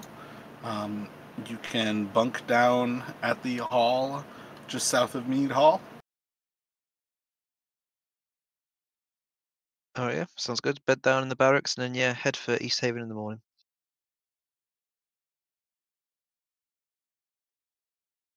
Is everybody pretty solid that they have to go now, or do you guys want to do that trip and we can leave it as you are basically getting to Easthaven?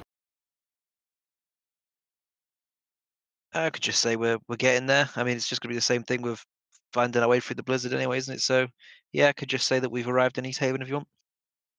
Whichever's more convenient. It'll be another blizzard. I mean, not having been born in Alaska or anything, I figure like one snowstorm looks like the next snowstorm. I'll just be less likely to go poke a block of ice. Yeah, I hope you learned not to listen to Naomi. It seemed like a fun idea. Yeah, it seemed like she was throwing you to the wolves.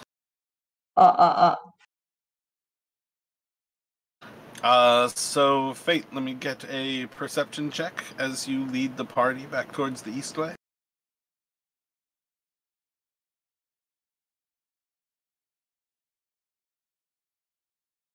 $13.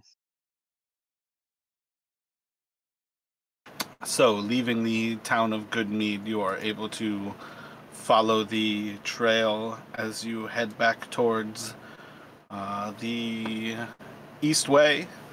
And about 9 in the morning or so, you're able to find yourselves back on the main path.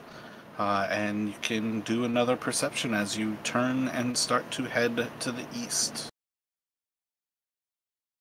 5.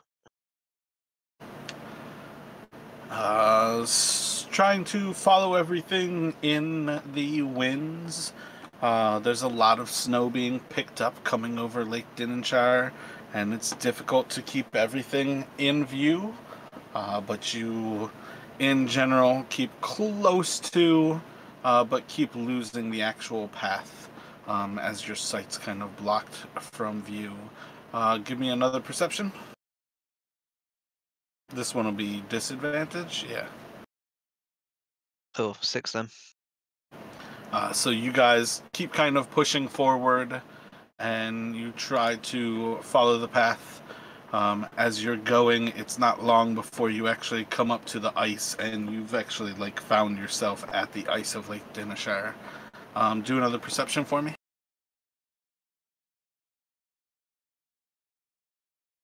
8. And just kind of moving between the snow and the ice. You're moving slowly, but you at the very least know that you are moving in what will eventually be the correct direction. And do another. Yay, we're going the right way. Makes a change. And 14. A little bit clearer weather as everything kind of picks out, and you have bouts where you can actually see between the blowing snow the actual town ahead of you. You're at least approaching where you are pretty close, and you are still in kind of the angle of, at this point, you're just following that water's edge. Do another perception at advantage.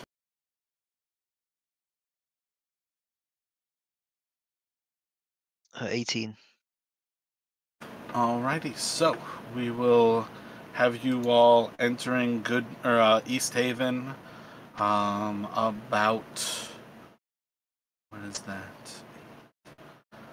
About some point in the afternoon. As you all approach the town, you see that this is in stark difference much larger than Goodmead. And let's have...